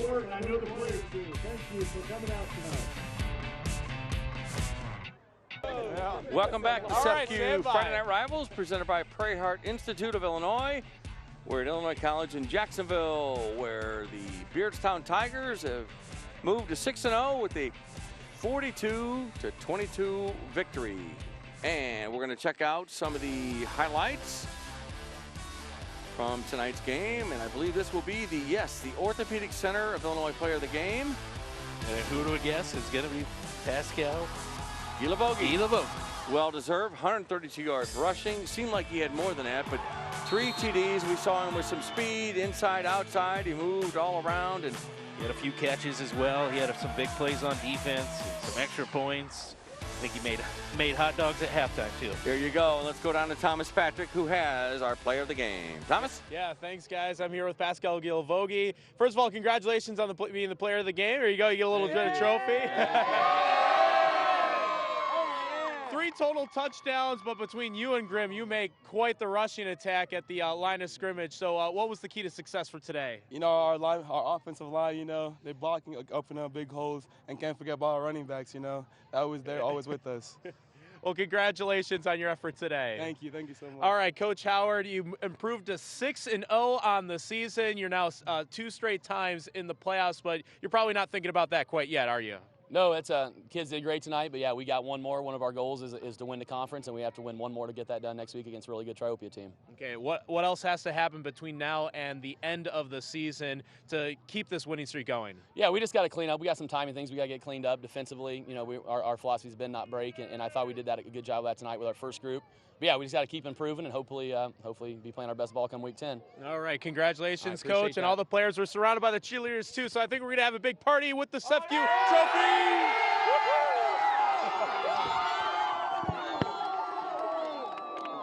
All right, thank you very much. Congratulations to the Beardstown Tigers. They pick up the SFQ Friday Night Rivals Champions Trophy, and well deserved. And they are 6-0 and moving right along. And, of course, the Orthopedic Center of Illinois Player of the Game, yes, well-deserved.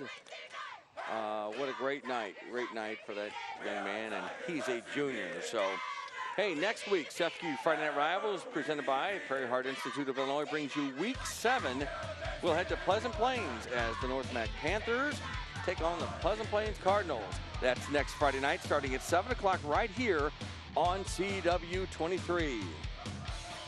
Could be a big Sangamo matchup next week. And, of course, we'll have the Mountain Dew High School Football Preview Show at 6:30, from 6:30 to 7 before the game next week, and that'll be a lot of fun as well. And always good to go to Pleasant Plains. So that's going to do it here from Illinois College in Jacksonville. It's been fun. Adam Anderson. All right, and I want to thank all of our crew, everybody in the truck, out of the truck, statisticians, everybody.